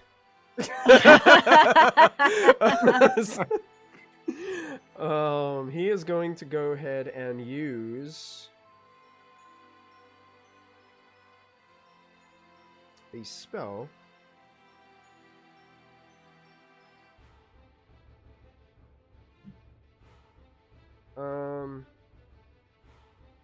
He's actually going to run over to Mulfin. Just because he wants you to be able to maneuver, and he's going to cast Freedom of Movement on you. Ooh. Just in case. And I think that's not a concentration spell, and I think it lasts for at least a little while, maybe an hour, perhaps. So you have that for the remainder of the hour, and then he's just going to kind of step back behind you guys and support. Ashlyn, you're up. I'm gonna run to the opposite side of the tree, or the tree thing that we think is a tree, Okay. so I can provide opportunity for flanking if anyone wants to. Is that okay? Can I run to the side or something? Yeah, of course you can. Okay, and then I'll just start trying to whack at it. Okay. So the first roll is gonna be a. Ooh, that's not good. A 16. 16? Yeah. That hits. Oh, I rolled a 4. Alright. Oh god. That'll be 11 points of slashing damage, Okay. and then does that look like it did anything? 11 points of magical slashing? Yes. Yeah. Does look like it did Okay. something. You carve into it. Okay, good. Alright, so then I'm gonna try to hit it again. That's better. A 22 to hit. Yeah, that definitely hits. Okay, and that'll be. Where's my D10? I just. Ooh, 7 plus 7, 14. 14 damage? Alright. Yep. And then yeah, I'll just bonus action hit it. Thanks for the Again. bits, Victoria. Appreciate it. Thank you, Victoria. Bonus action And hit. then, yep, for 22. 22. That hits. And that'll be another 11 points of damage. 7 points. Nice. And Uh, that's my turn. Excellent. Yeah, so Ashlyn charges up. You see her hacking away at this thing with the legacy blade and taking a quick, swift kick to the side of this creature as it's Oh, crawling that up. one was bludgeoning, if that makes a difference. That was bludgeoning damage to the Um, last. Bludgeoning. Magical, Yeah, 'cause though. it was my Magical fist. is your Yeah, magical damage. Yeah, so that Yep. that does Okay. work, yeah. Mm-hmm. Okay, good. That ends Ashlyn's go. Bring us to Lachlan. Alrighty.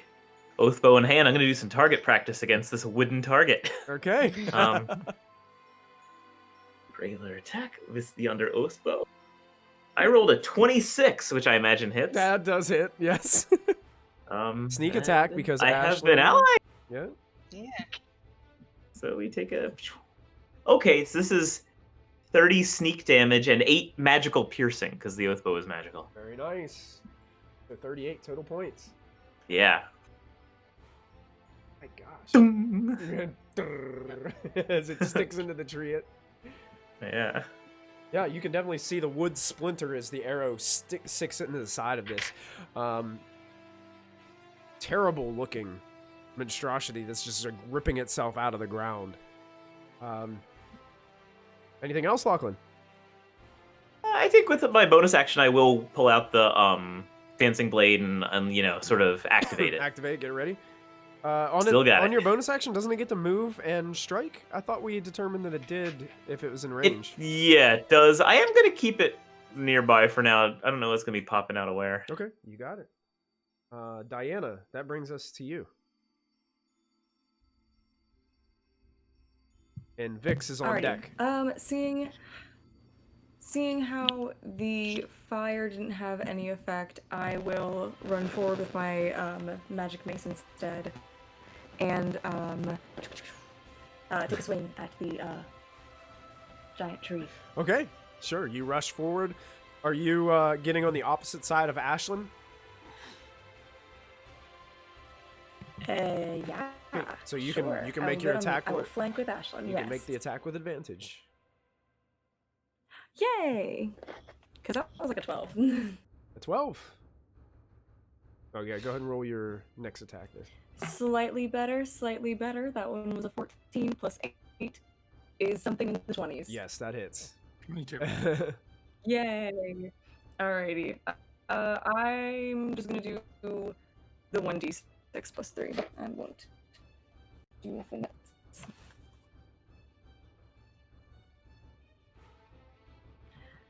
Love that. That will be a grand total of 4 damage. 4 damage, okay.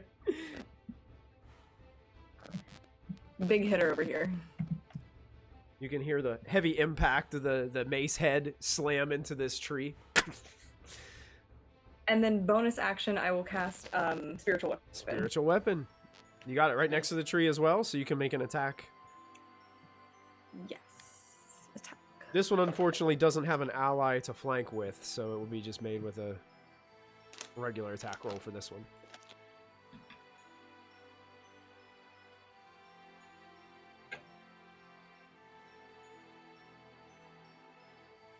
That would be a 21.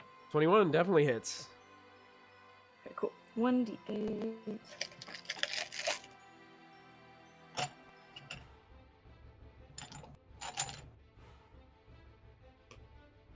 Definitely better. That one was an 8 plus 5, 8, 9, 10, 11, 12, 13, 13 points of damage. 13 points of damage. Nice. Significantly better. This thing is taking a beating as it's trying to stand up. And so ends my turn. Ends Diana's turn, bringing us to Vix with Callista on deck. All right, I'm going to draw the Glacier Blade, singular one of them. Okay. I'm going to drag it across the ground, say as a bonus action the magic word, and a trail of frost will slide across the dirt. What's the magic word?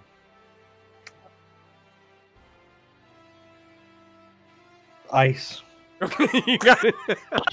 Very mysterious. Yeah. There you go. It is. The blade is encased with a fine layer of frost and ice.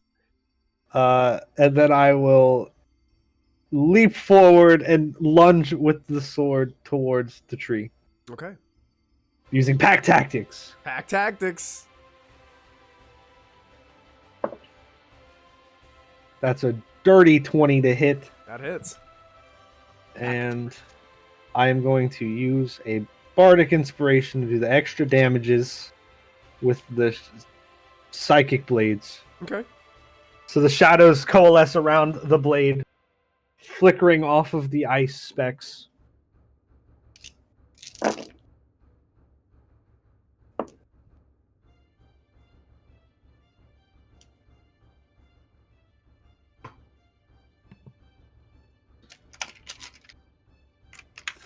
$32 points of regular damage. Oh wait, no, crap. 27 points of psychic damage, 5 points of magical not piercing, slashing. I think short swords are piercing. Piercing. It is Yeah, piercing? I think short Yeah. swords Okay, are, so yeah. 5 points of piercing and then 5 points of ice. Nice. Add another 4 to the piercing too, because I forgot my bonus. Awesome. Yeah, so you lunge forward, piercing the side. Now this is tough. This is like this is a thick tree trunk you're just trying to stab into, but the blade seems to sink in a little bit. You see the bright blue flash of this cold energy as it makes its impact.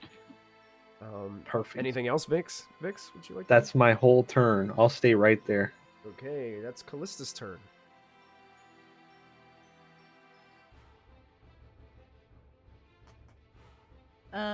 Is this thing looking hurt? It's difficult to tell. You can see that your party is like chopping into it and slamming into it. Pieces of bark and wood are just splintering everywhere. You're still wondering why the fire is strange that Yeah. the fire wasn't able to do anything. All right. I'm gonna have to do a nature check later, but for now, I'm going to bonus action Earth Elemental. Okay. kind of get space, so I turn. And I'm going to burrow 30 feet to get on one of the open spots behind him, I guess. Okay. I don't know how many people are surrounding him right now. There's Almost the entire Ashlyn- party. It's like Ashlyn, Diana, and Vix are all surrounding with a spiritual weapon that's hovering around as well. Okay. So I'm gonna pop up in the space, probably like the fourth space between my party members, and I'm gonna try and like chokehold and pull him back into the dirt. Okay, he's pretty much almost stood up by this point. Like, you couldn't, like, choke Yeah. him. You'd have to, like, grab him by the leg, probably. He's pretty tall. How tall is he compared to the Earth Elemental? He is considered a huge creature. The elemental, I believe, is considered a large creature. Large. Okay, so I couldn't Yeah. grapple him. You probably, yeah, most likely you couldn't grab, like, you'd be, like, grabbing his leg, so to speak. These things are pretty tall. Okay. Then I'm just gonna start punching him then. Okay. If I feel like he's, bigger than me. Sure. I was hoping to pull him down. Now, what you could do is you could go off to the other side and flank with Vix, if you would I like will to. do that. And that will give you advantage on your attack rolls. I will do so. So the Choose Earth my Elemental attack. burrows, then pops up on the other side, starts slamming into the creature.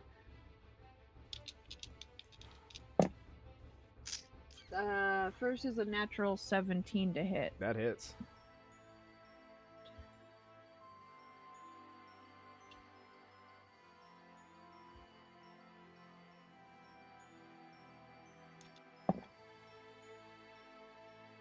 Uh, 15 damage for the first one. Oh, definitely, yeah. Magical bludgeoning. Magical bludgeoning. Same natural 17 to hit on the second one. Oh, yeah.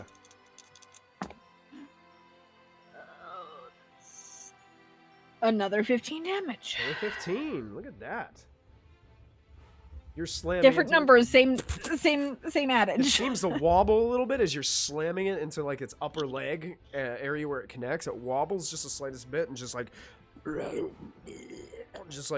shifting just the slightest bit, trying to catch its balance. Right.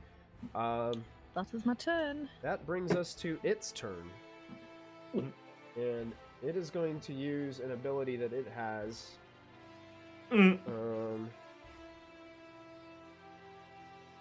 Called Uproot, and it is going to basically takes its one leg and it raises it high into the air and then slams it down into the soft dirt below it, and all of a sudden these massive roots come shooting out of the ground within a 10-foot radius around it. So all of you that moved up to gauge it need to make this is a strength saving throw. Gnomes for the win! Dice bound dice. All right. Doesn't work. It's gotta be little dragon. Nope, it's got to be little dragon. Dirty 20. Dirty 20. I'm the strongest character that ever lived. Really good. 7. 7.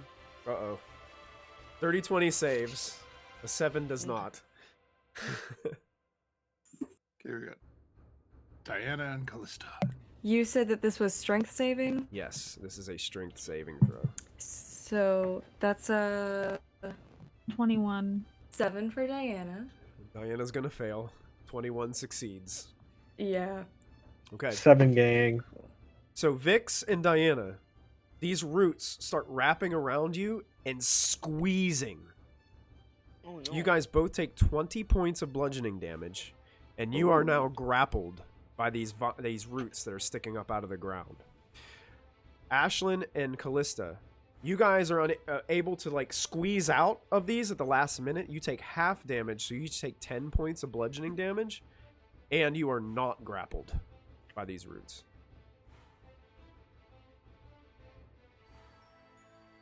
That's when you hear from the north. the footsteps that you heard before. And coming out of the midst, you see another one of these. But there's something sitting on its shoulder. On one of the branches above, next to its head, there is what looks to be a large vulture-looking creature. That tufts of its feathers have been picked off. And it has 2 heads. Hello? And this thing slams up. Who would have, when you approached, Ashlyn, did you go more to the north or to the south? Just positioning-wise. You went to the north? So this other creature starts heading towards your location and actually flanks with the other tree creature behind you and is going to make 2 slam attacks on Ashlyn. Okay. So this will grant an advantage for flanking and is going to slam down on Ashlyn, making that a 22 to hit. No. It's going to miss. No. Second strike. I think that's going to do it. That's a 29 to hit. It needs to beat it, yeah. 29? Yeah. Well, if I use my reaction, I could make it a 29. So yeah. But I won't. So. Jesus. But that'll hit. That'll 29! hit. Oh my god! Oh my god. No, that'll hit. Thank that'll God hit. these guys have a plus 10. Yeah. Okay, so you take 17 points of bludgeoning damage as it slams down onto you with one of its limb-like appendages. After they go, the vulture takes off from its shoulder and starts to fly a perimeter and starts swooping down, doing a flyby at Lachlan. What? Well, can you get a 17? He's actually going to try to grapple you.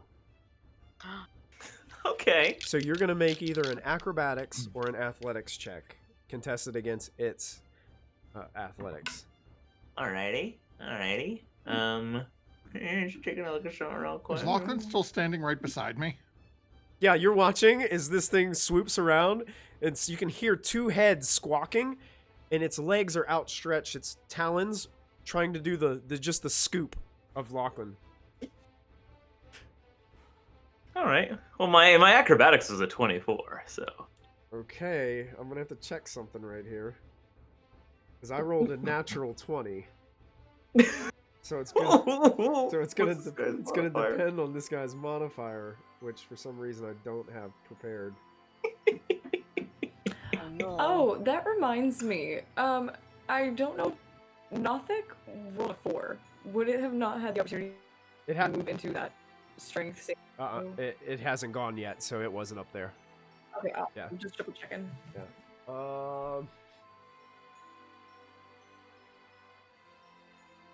If it's a flying thing, it's probably pretty dexterous. It is, but it only has a +3. Ooh. You avoid it. Nice. Lachlan, you feel the scrape of the talons over the back of your armor. It doesn't pierce your flesh, but it just swoops up, and they have a flyby feature, which means you can't get an opportunity attack against it when they fly by. But it flies up and starts taking off. It gets about 30 more feet in the air. It looks like it's going to sweep around and head again. That does bring us to the Nothic at the end of the round. Excellent. Alrighty. So, my little buddy here is going to run to the tree thing, and yeah, he's gonna run to the tree thing, multi-attack with his claw. Okay. Yeah, The one, that's what I do. which tree thing? Because there's one that you guys are all surrounding.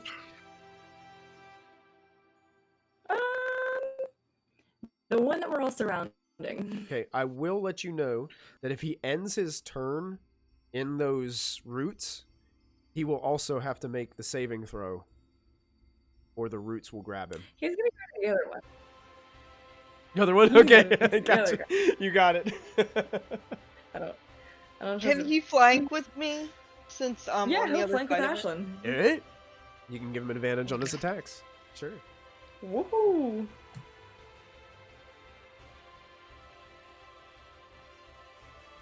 The first one was a 17 plus 17 hits. 4. Yeah, that hits. Yeah. And then the second one is an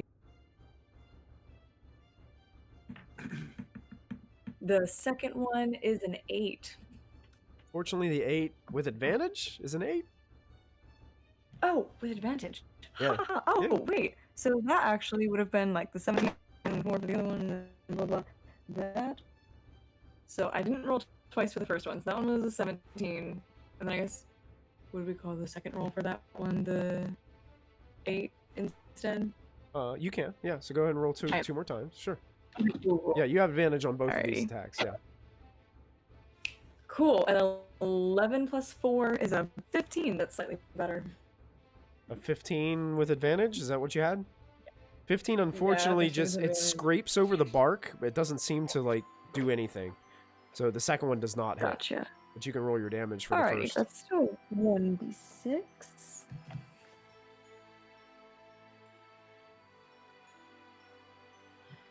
5 plus 3 is 8.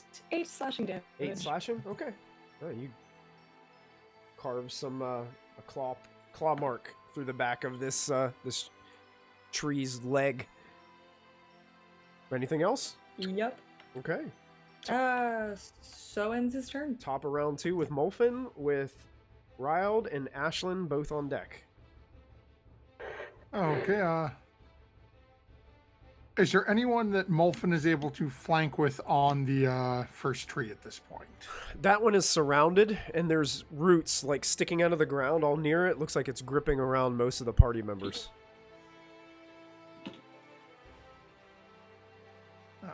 Okay. Let me check something real quick. I've never been hold on, where is it? Really? Okay, commission, let me look and roll 20 because apparently I don't have it marked as prepared in whatchamacallit, in D&D Beyond, because I can't set as a cantrip there. Just a second, I can't remember if I can take somebody with me with Misty Step. I think it's just you. No, just me. Okay. And I don't have the other one prepared. Mhm. Oh. Okay, I was going to try to help out, but this ain't going to work. So, Molfin is just to wade his way in through the thick of everything, Okay. right up to the tree that everyone's surrounding, Uh-huh. and is going to try to take a swab at him. Okay. And for some reason, I don't have my dagger showing up. Okay, there it is. Everyone's going to pull out his dagger and take a swing at him with his little dragon core dice. Okay. That lowest you ever rolled for me saying that, but I didn't show it off. So that's a 21. 21 hits. Okay, so this is going to be some rolling here. Okay. Pull this up because this. Okay, so we do. Okay, so it takes 5 points of magical piercing damage. Okay. 5 points of poison damage. Okay. And 7 points of cold damage. Hey. And it also needs to make a Constitution save. I'm going to let you know that as you try to inject poison into this creature, God damn it. poison doesn't seem to have any effect on it. The dagger itself and the cold damage seem to deal out. Poison, unfortunately, did not.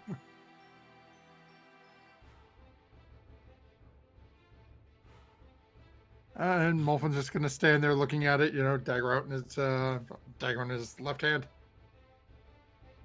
Are you staying in the roots? Staying right in front of it. Yep. Okay, make a strength saving throw for me. You end your turn No. in the. I'm immune. You're immune. Freedom of movement. Well, but you're not immune to Yeah, the. You're not immune to the damage though, because it's trying. It can squeeze you.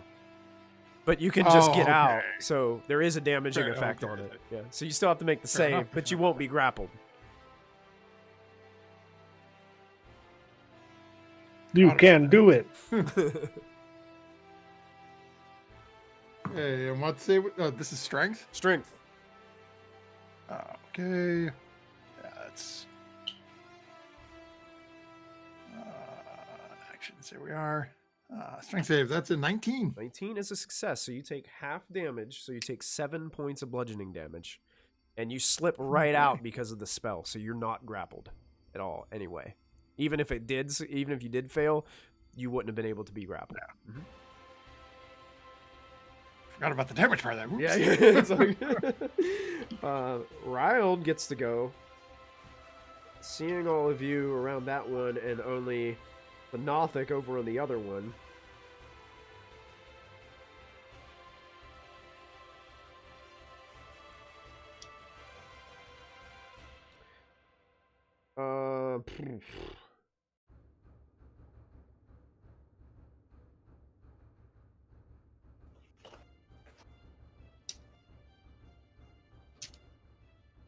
He's going to go ahead and try to... He's just going to shoot some magic missiles up at that vulture. So he fires these beams, and they go...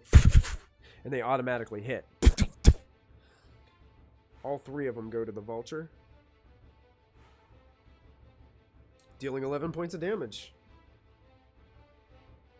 And he continues to stay in support from the back. He doesn't want to go anywhere near those trees. They give him the creeps. Ashlyn, you're up. Ashlyn is gonna start hitting the one that everyone else is around still. Try to build up some damage on that thing. Okay. So, my first attack is gonna be a 19 19 hits. for 15 points of slashing damage. Oh yeah, definitely.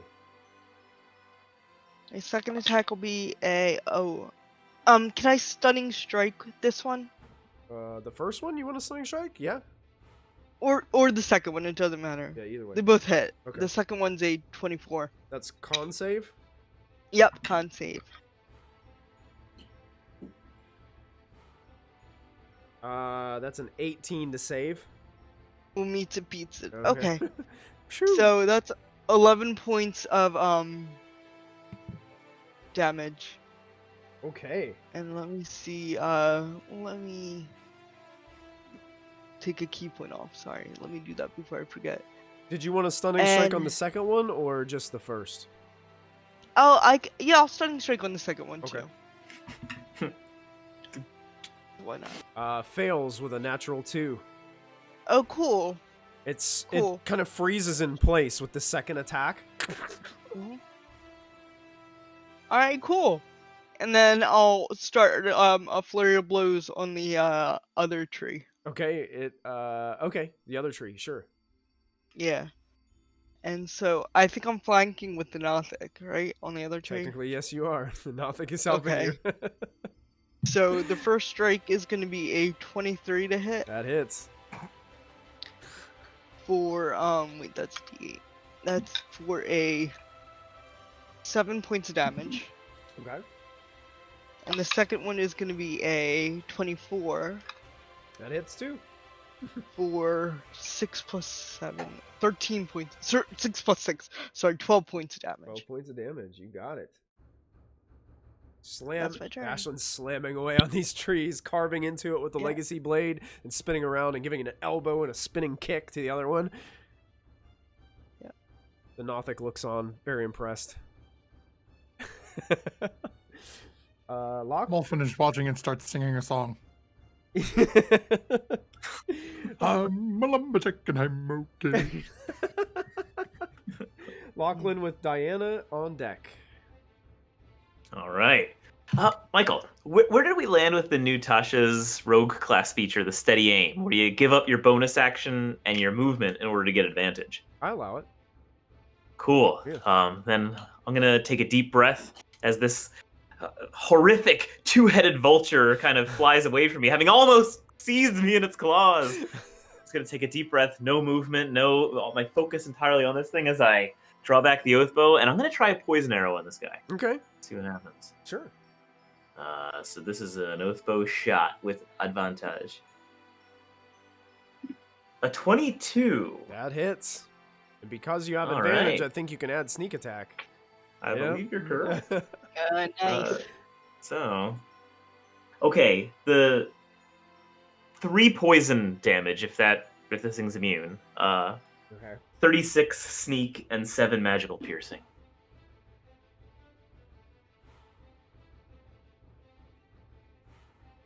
Sorry, I had to do some math. Uh-oh. It definitely hit.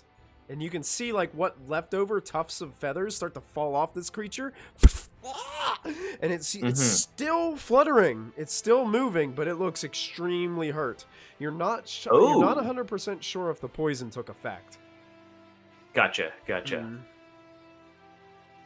Anything else for Lachlan? That's all. I used up everything on that, so end turn. Okay, Diana's up with Vix on deck. Sweet. So I will have at the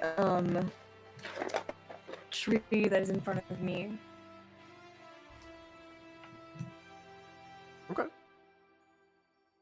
And I think you're flanking with me, so you have advantage. I nat 20'd. There you go. So- Nice. Nice. Nice. Very nice. So, I was also going to spend a charge to do an additional 1d6 anyways.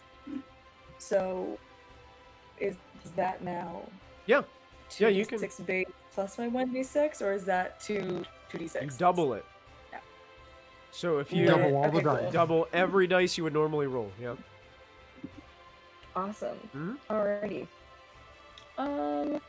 I seem to have lost my other 1d6. I'm going to be rolling with 1d6. Give me a moment to roll 4d6.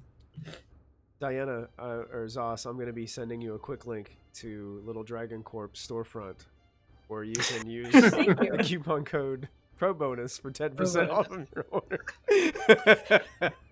I love that segue into that advertisement. It was a perfect place for a plug, you know? Yep. He's got Thank you, Little Dragon. I just realized I forgot to add my sneak attack. Go ahead, roll it. 6. 6, nice. Oh, nice. Nice. I mean, I'm not on par with Lachlan, but I was just like, wait a minute, Lachlan could sneak attack. Crap, do I have the same thing where as long as I don't have disadvantage if there's somebody near it? This thing looked rough from the get-go. It's looking real rough. If it has a +3 at the end of its damage thing, like 1d6 plus 3, do I also double the 3, or is it just the 3? Just 3. No, No, just the just dice. dice. Alrighty. So that is 9 plus 3 is 12 points of damage. Describe how you take this thing down. Nice. Oh snap! Okay, cool. I would imagine that I don't know. In the midst of all of these thorns and such, Diana, having just gotten straight up thwacked with this like root system, is absolutely fed up and just charges forward and rears back with her mace, blesses it with Ilmater's blessing, and then takes one big swing and just knocks straight into the center, and it goes like. Yeah, the one Timber. leg splinters and busts loose, and the rest of his form just goes slams on the ground. Unfortunately, the roots are still sticking up. They are if you're grappled, you are no longer grappled. It's not squeezing you or holding you anymore, but the roots make the area right there in that 10-foot radius difficult terrain. So if you're moving through it, it will double your your amount of speed for movement. Like you would have to spend more movement to get out. Grappled is interesting.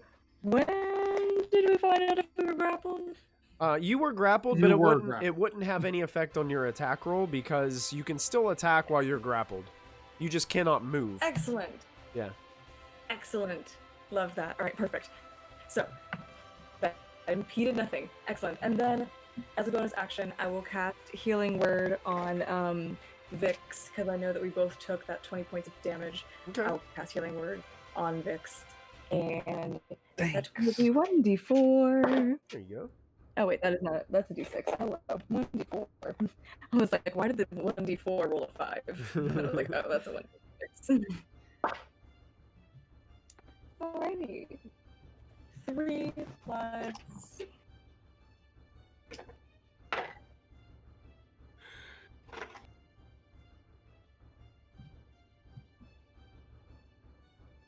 Uh, 3 plus 5, 8 points of healing. 8 points of healing. Nice. Thanks. Diana, do you want to move or stay put? Currently, Oh, currently there is another one of these large trees within distance of you, within range. good point. I will move Yeah. towards that thing. Oh, you're just and run I towards will it to back up the Nothic? Yeah, why not? I'll You back got up my Nothic. Vix, you are You up. also have your spiritual Oh weapon. yeah, up. your spiritual weapon is up. But you use your bonus Oh, action to heal, so it's just hovering there. Oh, right. Mhm. Okay. Yes. Can I move it, or do I have to use my bonus action to move it to me? You have to use your bonus action to move it. Yeah. Cool. So, Vix. And that means that I can't attack with it either, right? Right. No, Sorry. for this turn anyway. Questions? Yeah, because you Okay. already used your bonus action to heal. So. Cool. I mean, like if it moves with me, if I have to use my bonus action to move it, that means Move that I it, can't use it yeah. to attack with it, right? Right. mhm. Right. Okay, awesome. Just It's still up though because it's not concentration. So next turn, if you want to move it and attack with your bonus action, you could. Vix with Callista on deck. Look around. There's a bird and there's a tree. Yep. How far away is the bird? Probably about 40 feet up in the air from you. All right, I'm gonna light my candle's lit. I'm gonna take it out. I make a hand move. I make a fist punching downwards into the candle, and I'm gonna cast Bigby's hand at 8th level to spike this bird. Oh, jeez. Okay. So you make an attack roll, I believe, with Bigby's hand. Yeah. It's your. Yeah, I think yeah. you just roll a d20 and add your spell casting ability to it. It's a natural 19 plus 10, so that's gonna be a that hits. And at 8th level, 29. that's like a ridiculous amount of damage. 10d8. It's 10d8.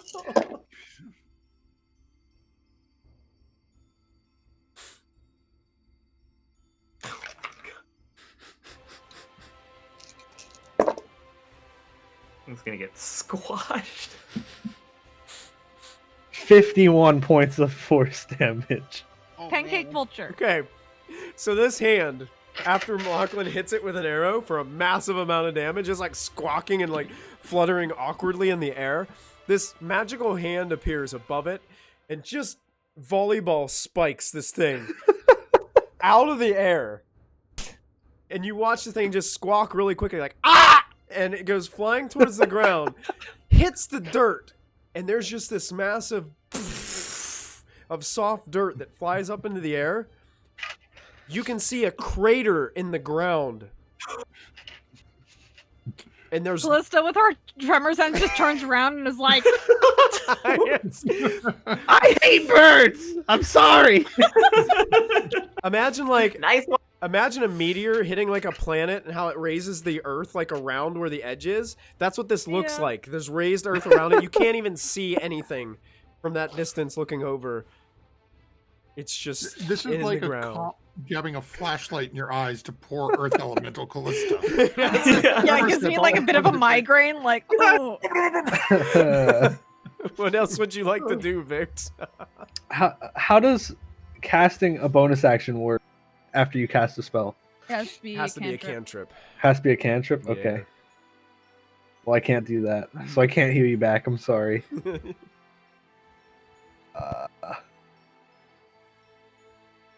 Yeah, that's it. That's my turn. That's all I'm gonna do.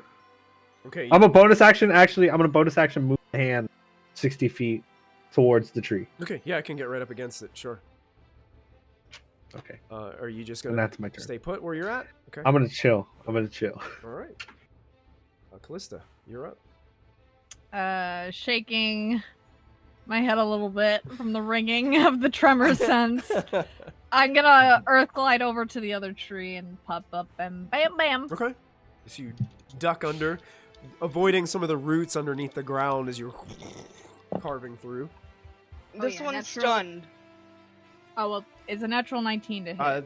I don't think this one was stunned. The one that got Oh, the other one yeah, was the stunned? one Diana hit was Okay, stunned that's and fine. is Okay. now no longer with us. It's a 27. 27 definitely hits.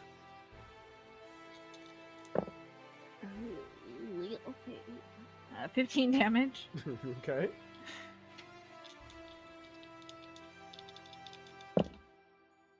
And 19 to hit. That hits.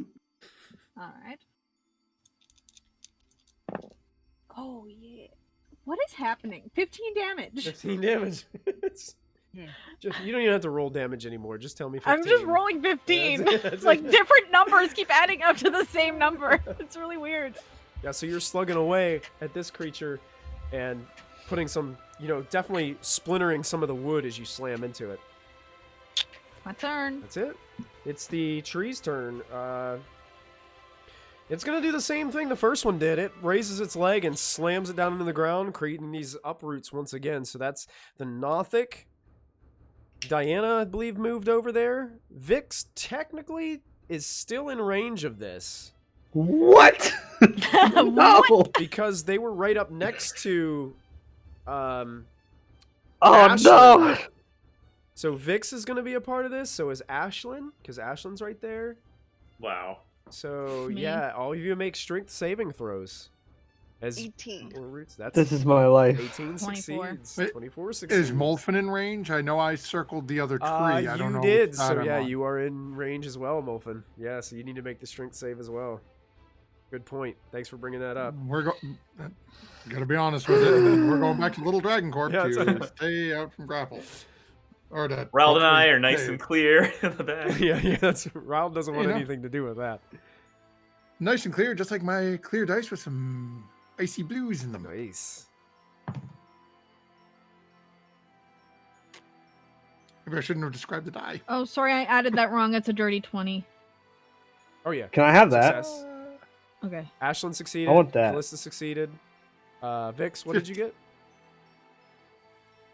Whoa. Vix? Discord got funny for a second. Oh, This Yeah. I lagged. oh. I got a 6. 6. That's a fail. Diana? Oh, wait. I'm so sorry. I need Diana am in and the way of Nothic to everything. roll strength saves. Yes. Molfin, Cool. I was thinking 15? 15 is a success. Nice. Diana rolled an 11 plus a 3 is a 14. Diana I think the same as last just succeeds Nice. with a 14. Awesome. Now I want to triple check that just in case I'm a liar and I have 2 or something instead. Well, don't forget, go ahead and roll for the Nothic too. I shall. So those of you that have failed the save are going to take. I rolled low. You're going to take Thank God. 14 bludgeoning, and you are grappled. If you succeeded, so you take half, and you are not grappled. So you take 7 points of bludgeoning damage from these roots, and you're able to squeeze. So out for of my it. concentration check, I need to get a 10. 10. Yep. It was a +2, not a +3. That would be a 13. So Diana then fails and takes 14 bludgeoning damage and is grappled. yeah. Every That's why I time made my I numbers cast this important. spell, You lost. I your- lose it in 1 Oh round. no, Every time. Big B's hand just goes into just magical Aw, sparkles. honey. The Nothic rolled 15. That was a natural 1, by the way. The Nothic rolled a what? Nothic got 15 total. Okay, the Nothic only takes 7 points of bludgeoning damage. Do you have a place that you can keep a note on the Nothic's hit points? Since you've claimed this as your pet, I'm giving it to you. So Okay. Seems fair. got you. Yes, I will keep track of his Okay. things. Yeah, so he took 7 points of damage. seven bludgeoning. Yep. All right. That ends the treant's turn. The vulture is dead. That actually brings us to the Nothic. Thick is going to. The Nothic is gonna do a multi-attack again. Okay. Perfect. It's gonna do 2 claw strikes. Okay. Is it? It's flanking, so it still has advantage. Is it Yep. flanking anybody? Mhm. Okay, cool. I think it's flanking with Ashlyn. Yep. First one was 17, 18, 19, 20, 21 to hit. Yeah, that definitely hits.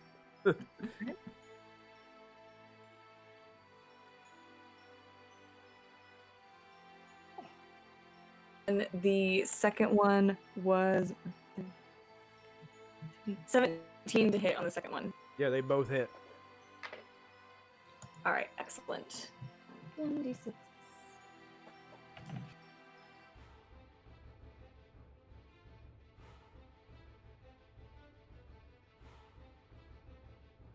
That was a 9 from the first one because it was a 6 and then plus 3, and then 4 on the second one. All right. Awesome. Yeah. That end the Nothic's turn as he's gashing it with his claws. Yeah. Awesome. Brings us to the top of round 3 with Molfin. Molfin is very sort of pointedly looking at Vix right now. Feeling a little, called out with his arcane prowess there. His hand's bigger than ours, you know? So Molfin is going to go, actually, Molfin is going to bonus action cast Misty Step Okay. up onto the top of this thing. Okay. You're up on a branch. And then reaching down, looking at the thing to say, that rather hurt. And reaching down then is going to cast Vampiric Touch against this creature. Okay. I think Vampiric Touch, you have to make a melee attack. I make an attack roll, That's yeah. it.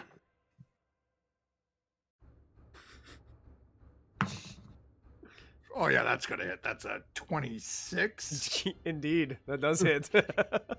You're standing on the thing, so it should be pretty easy to just reach down and grab one of the branches. Okay. I should have said, I'm casting this at 5th level. Absolutely. So, beat the bloody G. Jeez, that was okay. That's 4. I got one more. There's them. Okay. There we go. Ow.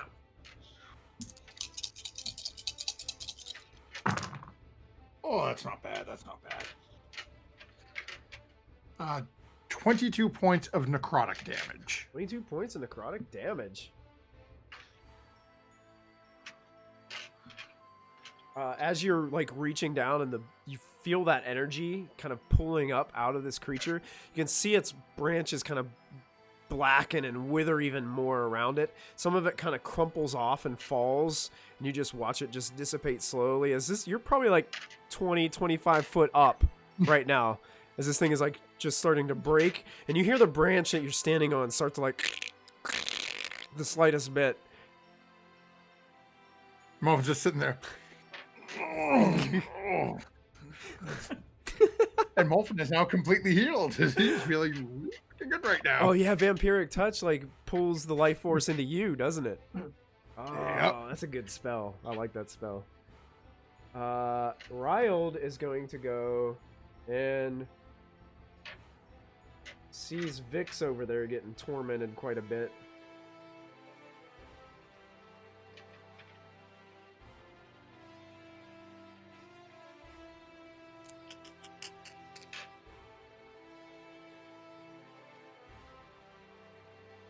You know what? He's going to... He doesn't really have much he can use in this situation. Not that'll hurt. He doesn't want to hurt everybody else. Fireball. Yeah, fireball. Just do it. Nuke him. Summer fire I'm doesn't 25 work. feet in the air. You aim at the ground. You won't hit His me. issue is he has like a bunch of poison spells, and he can see with you guys struggling that poison isn't working. So he wouldn't cast those spells knowing that they don't work. He's smart enough to do that. All right, he's going to. That is such a drow problem to have. Yeah, it is. It is. All the stuff he has either will hurt all of you or not hurt the creature. So he's going to go ahead and try to do a. He's going to try to do hold monster. Oh. So he uses the staff of power to try to hold this thing in place. Oh, damn. And the staff begins to glow with this blue-violet energy. And Rild holds it up and says, "Stay right there." And the creature just goes and is perfectly still and held in place. Damn, Dad. I believe this means that this creature is paralyzed. I think hold person is the paralyzed? Let me double check. Paralyzed. It's paralyzed for sure. Yep. Paralyzed means that anybody within 5 feet that makes a melee attack and hits is an automatic crit. Hmm. So Rild holds it there, and that cues us to Ashlyn. Okay. Okay. It's dead. I'm about to go tumbling off a tree. True. Yeah. But it can't move. Tree square. That So- only holds true while it's not in pieces. So I'll just start wailing at this thing. Do I just roll damage? Wait or- a second. Wait a second. Okay. Wait a second. Okay. Hold on 1 second. This thing immune or something? It's probably immune if it's Oh, like my yeah. earth elemental. I feel like it's like my earth elemental. That thing was faint. It did a feint for you guys. Oh, And it- Yeah, Oh he's immune. no. And then just turns and looks at Rild and was like, "What? No. It can't be." It doesn't seem to have any effect on it. Okay. Ah, I blew 5 charges of the staff again. Ah! And Rild gets upset. What did it? Yeah. Every time I tried to use the spell. Oh. Ashlyn, unfortunately, it is not paralyzed and held, but it is your turn. Okay. But it is flanked with the nothing. And you got a cussing drow behind you about 30 feet. Okay. So the first one is 19 on the dice. That hits. First one will be a 12. 12 damage? Okay. Yeah, okay. Second one will be a 22 to hit Yeah, that hits. for 7 plus 7, 14. 14. Okay. And I'm gonna do a flurry of blows. All right. Spending a key point. Make 2 unarmed Yes. strikes against this. So the first one will be 24 to hit That hits. for 6 plus 6, 12 points of damage. All right. And then the second one will be a 15 plus 11, 26 Mm-hmm. for 5 plus 6, 11 points of damage. 11 points of damage. Very nice as Ashlyn continues to carve away at this tree. Yep. That brings us... Well, is that the end of your turn, Ashlyn? Yep. Turn. That does bring us to Lachlan. All right. I'm gonna steady And, pull another arrow out. Diana is on deck, just to be ready. Pulling a regular arrow out. Steadying my aim. Getting a little cocky. I'm gonna try a sharpshooter shot on this guy. Okay. Ooh, look at that. Uh-oh. So let's see how it goes. Yeah. It's definitely gonna miss. We'll see what happens. So I'm So that's a doing -5 on your to hit? -5 on my attack That'll roll. add Yeah. Plus 10 damage if you hit, I believe. If I hit. Yeah. And I'm steadying my aim to get that to get the advantage. So. Okay, bonus action to steady. Okay, 23. That hits. All right. So we do this with the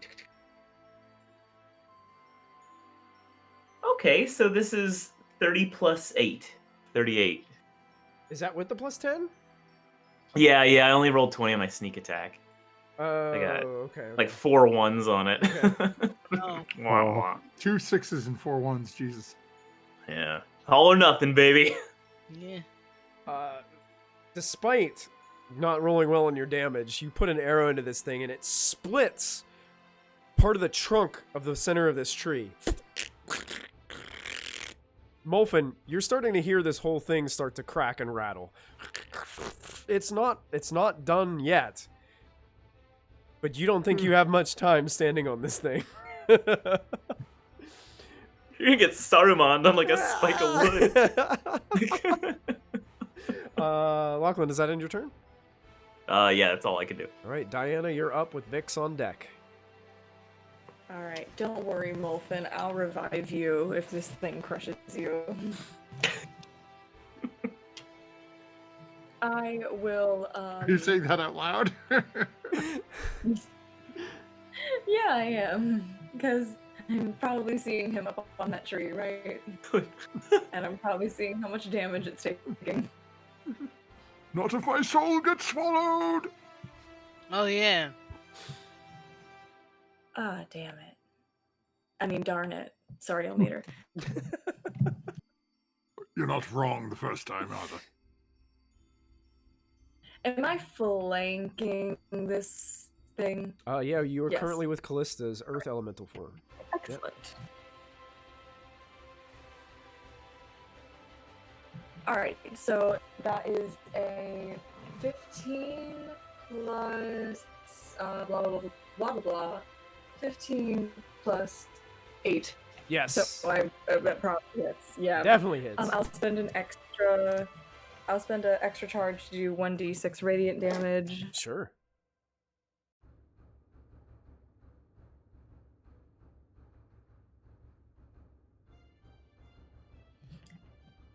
That will be 10 points of damage from that. Diana, And then yes. you are the tree slayer tonight. I love it. Describe how you take this one down. Oh, excellent. Are there any particularly damaged spots that I see, or Some of those cracks from Lachlan's shot are like working their way down its leg as you're watching, and you're getting set up for your shot, and the top of your mace begins to glow with that vibrant, radiant energy of Ilmater.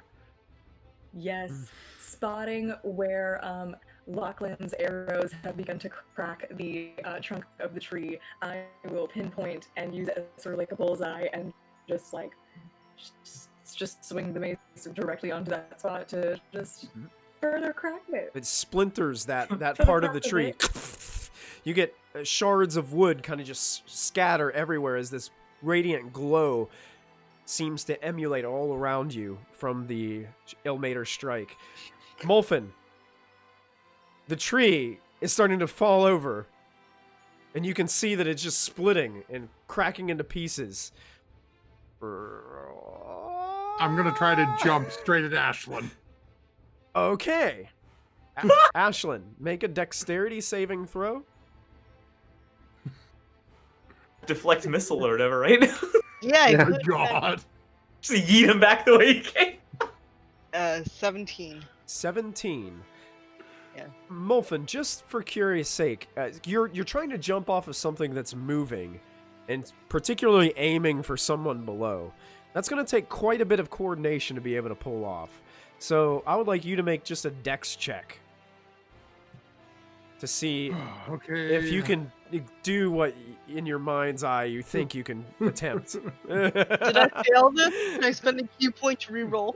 You think you can catch him. The problem is Okay. he going to get to you? That's the question.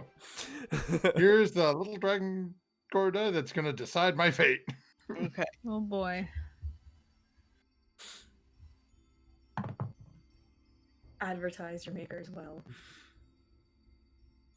And the dice tell the story. Oh no. We got a 1. What'd you roll? A 3. It's one of those moments where you picture this in your mind going exactly like you had 3 seconds to plan as it starts to deal and you push off, but the branch breaks and you just fall directly straight down and you don't get to push off to where Ashlyn was. It's like when those cats try to jump from counter to counter and they just like sprawl and fall instead of going anywhere. That's It's it. like, ah! Or like there's a sheet of paper and they try to jump off the paper and the paper just goes like right underneath them as they try to jump. And you just plant into the ground right there. Ashlyn, you're like, I got you. And he slams like right in the ground about 8 feet away from you. Molten, you take 15 points of bludgeoning damage from the impact of the ground. Good thing it was kind of soft dirt. It could have been worse. And as the tree falls, you guys are out of encounter. Are you alive? I race to Muffin. I cast Cure Wounds on him. Just give me a moment, I'll be fine. Oh, that's right. Yep. Do you want a poultice or something? Ooh. Oh. Just trying to get himself up, cracking his back. Oh. Most of me hurts, but my back hasn't felt this good in years.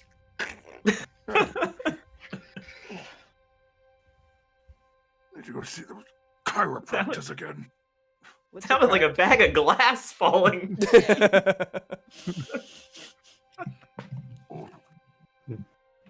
I don't know if you guys could hear my neck snapping, but that is exactly what it sounds like. Just a bag of glass going. So here you are, standing I in am the jealous. midst. There is a two-headed vulture buried about 6.5 feet into the soft dirt, about 25 feet away from you. Should I do some nature checks on these things? Absolutely. Does anyone think that would be some good eating? Muffin, can you check for a magical influence since this whole place is just teeming with it while I check the natural state of things? Certainly. Oh, I'm also going to Okay, start do an looking around Arcana and see if check. I can figure out if I can tell what is sort of causing this, if there's any sort of magical cause to what's going on here. Okay, sure. How'd you do, Calista? So that be an Well- Arcana check, or Yeah, Arcana check for you. I think Callista's making a nature check. I am doing a nature check. I rolled meh 17. 17. I'll see what Molfin's number is, and then I'll describe it to Okay. you guys, and see if any of the other group wanted to do 27. 27. There it is. Anybody else want to do anything in this moment, or are you just kind of regroup? I'm looking for a nice, clean piece of wood. Okay. Yeah, you can find one. Sure. Well, Cool. define clean. Interesting looking. Oh, yeah. So with some structure to it. Oh, with some there's structure plenty to of it. interesting looking wood. Yeah. I'll Nice. help Lachlan Okay. look for pieces of wood, because that seems helpful. Yeah. There's plenty around. Finding a gift for Pops. Ah, Are we taking a short rest? You could if you want to take a short rest here. That's your choice. I could use some hit die. But perhaps find the entranceway first, so we have. How far down are you, Diana? I could use some hit dice too, actually. I'm at like What are these dice you people speak of? I would say that I feel about 2/3 of my normal self. I'll just go pull out his bag of seeing stones and just like walk up and lightly smack Ashland with the bag of stones. I don't have dice, but I have stones. I have shaman dice.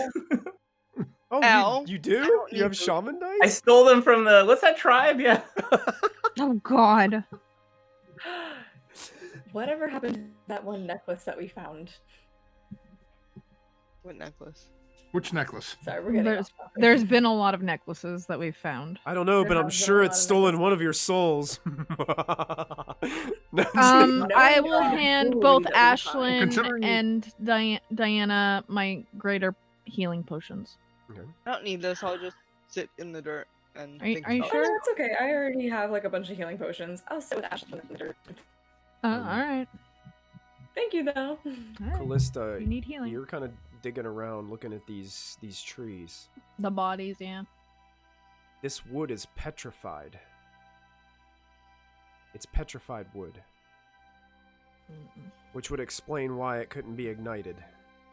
Hmm. Molfin, with your Arcana check, like, these were undead trees. I Like, can make trees. like, You're a druid, Harry. Wow. Now, It's something about this place is corrupting creatures, transforming them It's the and turning them into even worse monstrosities than they could be in just their typical forms. Treants are pretty tough, regardless. These are sick versions of them. undead. Undead, petrified. Playing the vulture too. Yep.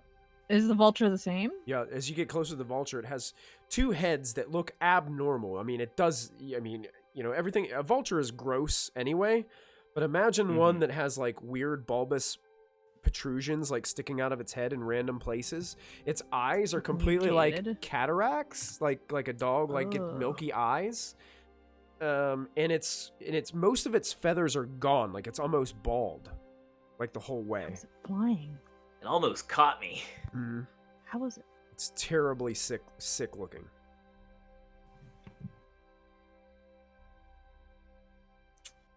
Who wants to bet this is the artifact? yes, I'm beginning to think. Well, the nice part is, dear old dad has not seen it before. If we spend a little time here, we can always make it appear to be something else.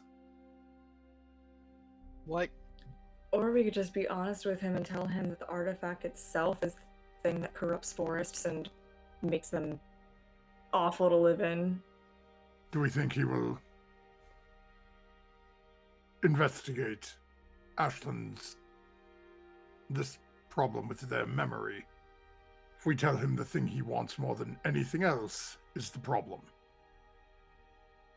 I think Or do we that do what we did with my shroud and use some arcane trickery to make it appear to be otherworldly? I think I could lie to my dad. I'm hesitant to lie to Ashlyn's dad. Molf, I think that's Just because probably the Ashlyn's safest dad, I don't want to bet, manipulate honestly. them. No, this is to protect him and his people. If he gets a hold of something like this that can do this, can you imagine what this would do to his kingdom? Molfin, We don't know what we- he's under the well, Molfin, influence with of. We your could Arcana possibly- check, of a 27, you would know that this might not necessarily be just a result of the artifact in general, but you got to watch that video that I sent you. This is just the result of, imagine coming back to a place that just had a nuclear bomb dropped on it. These are just residual magical effects of something that horrible that Big. happened. This is Faerun Noble. Right. Mm-hmm. Faerun Noble. Oh shit. Yes. And granted, I- this happened a long time ago, and it's still like this. That's how powerful this is.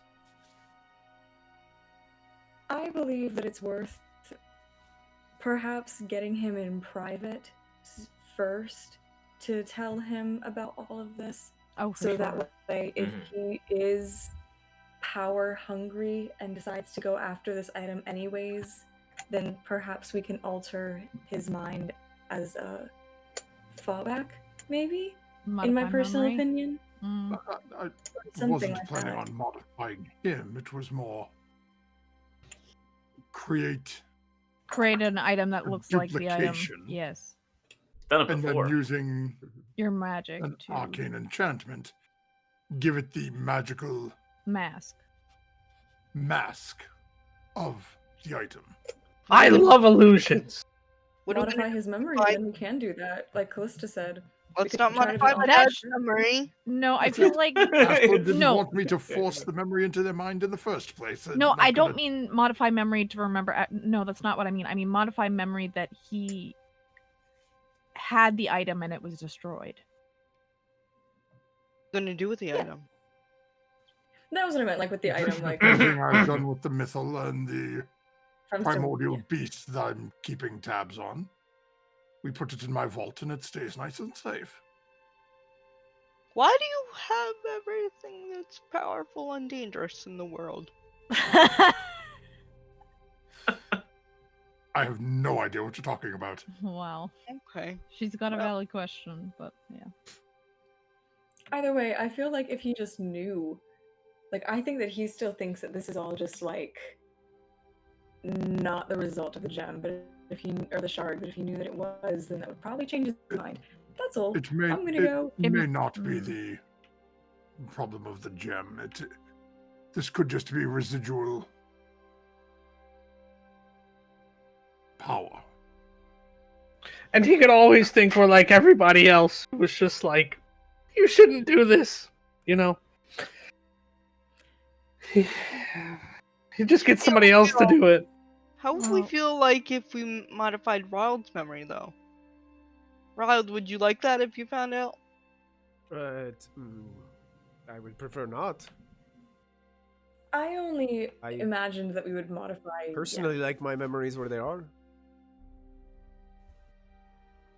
It's Sorry, I didn't mean. potentially bad enough that if, in order to undo whatever this happened to them, whether or not it was the wrath of Ilmater or a wish spell, when we find a way to undo it, we have no Yeah, idea how they'll cope with those memories at that point. Right. I didn't mean to modify memories in the way I meant like it. I was speaking of like in the instance of like if we were honest with him first, but then it turned out that he were like power hungry and was like going to go after the shard anyways. Then we just kind of like erase us telling him about the shard and then present him with the fake shard. Like here you go, this is the thing. That was what I kind of meant. But I'm sorry, Ashley, for suggesting that we modify your father's memories. That's sad and bad. Never mind. That's okay. I see where you guys are coming from, but I don't think Dad's like that. Agree. That's why I agree. That's why I want to be honest with him in the first place. But I mean, like for insurance sake. backup Okay. Well, plan, like, plan what C, D, E. what we were talking about before was that if there was a wish, there's a reason, or like there's a bad thing that could potentially happen. What if Yeah. him wanting this shard is the bad thing that's happening, and that he just wants this shard? And no offense, but right now he doesn't really know who you are at all, and all he cares about is this shard. His memories are already modified. Yeah. Yes, but it would require a rather large force to implant her back into his mind. Right. Can we use the Right. power from the shard to bring me back? We'll have to I'm gonna find just out. assume Well, that this let's is all try. nice over the course of 30 minutes, and I'm gonna roll myself some hit. Yeah, dice. you guys can take a short rest. Yeah. As you I'll guys have I'll do a conversation. song of rest as we're talking. I'm just Oh, like, good. Well, shadow puppeting. Shadow puppeting. Okay. Okay. Sure. which is Shadow the song of puppeting rest. little pictures of gnomes ripping memories out of people's heads. And Song of rest is an extra 1d10 if you use a hit die. Oh, nice. That's an extra 4 if you use the hit die. an extra 4 for hit if you for each hit die or just No, just if you use Just in them, then you get an general. extra 4 extra points. 4 points. Hit points on Okay. it for the song of rest. Thank you. So as you guys are watching these shadow puppets, that is a great time for us to end our episode for tonight of Kindred Lists. boy.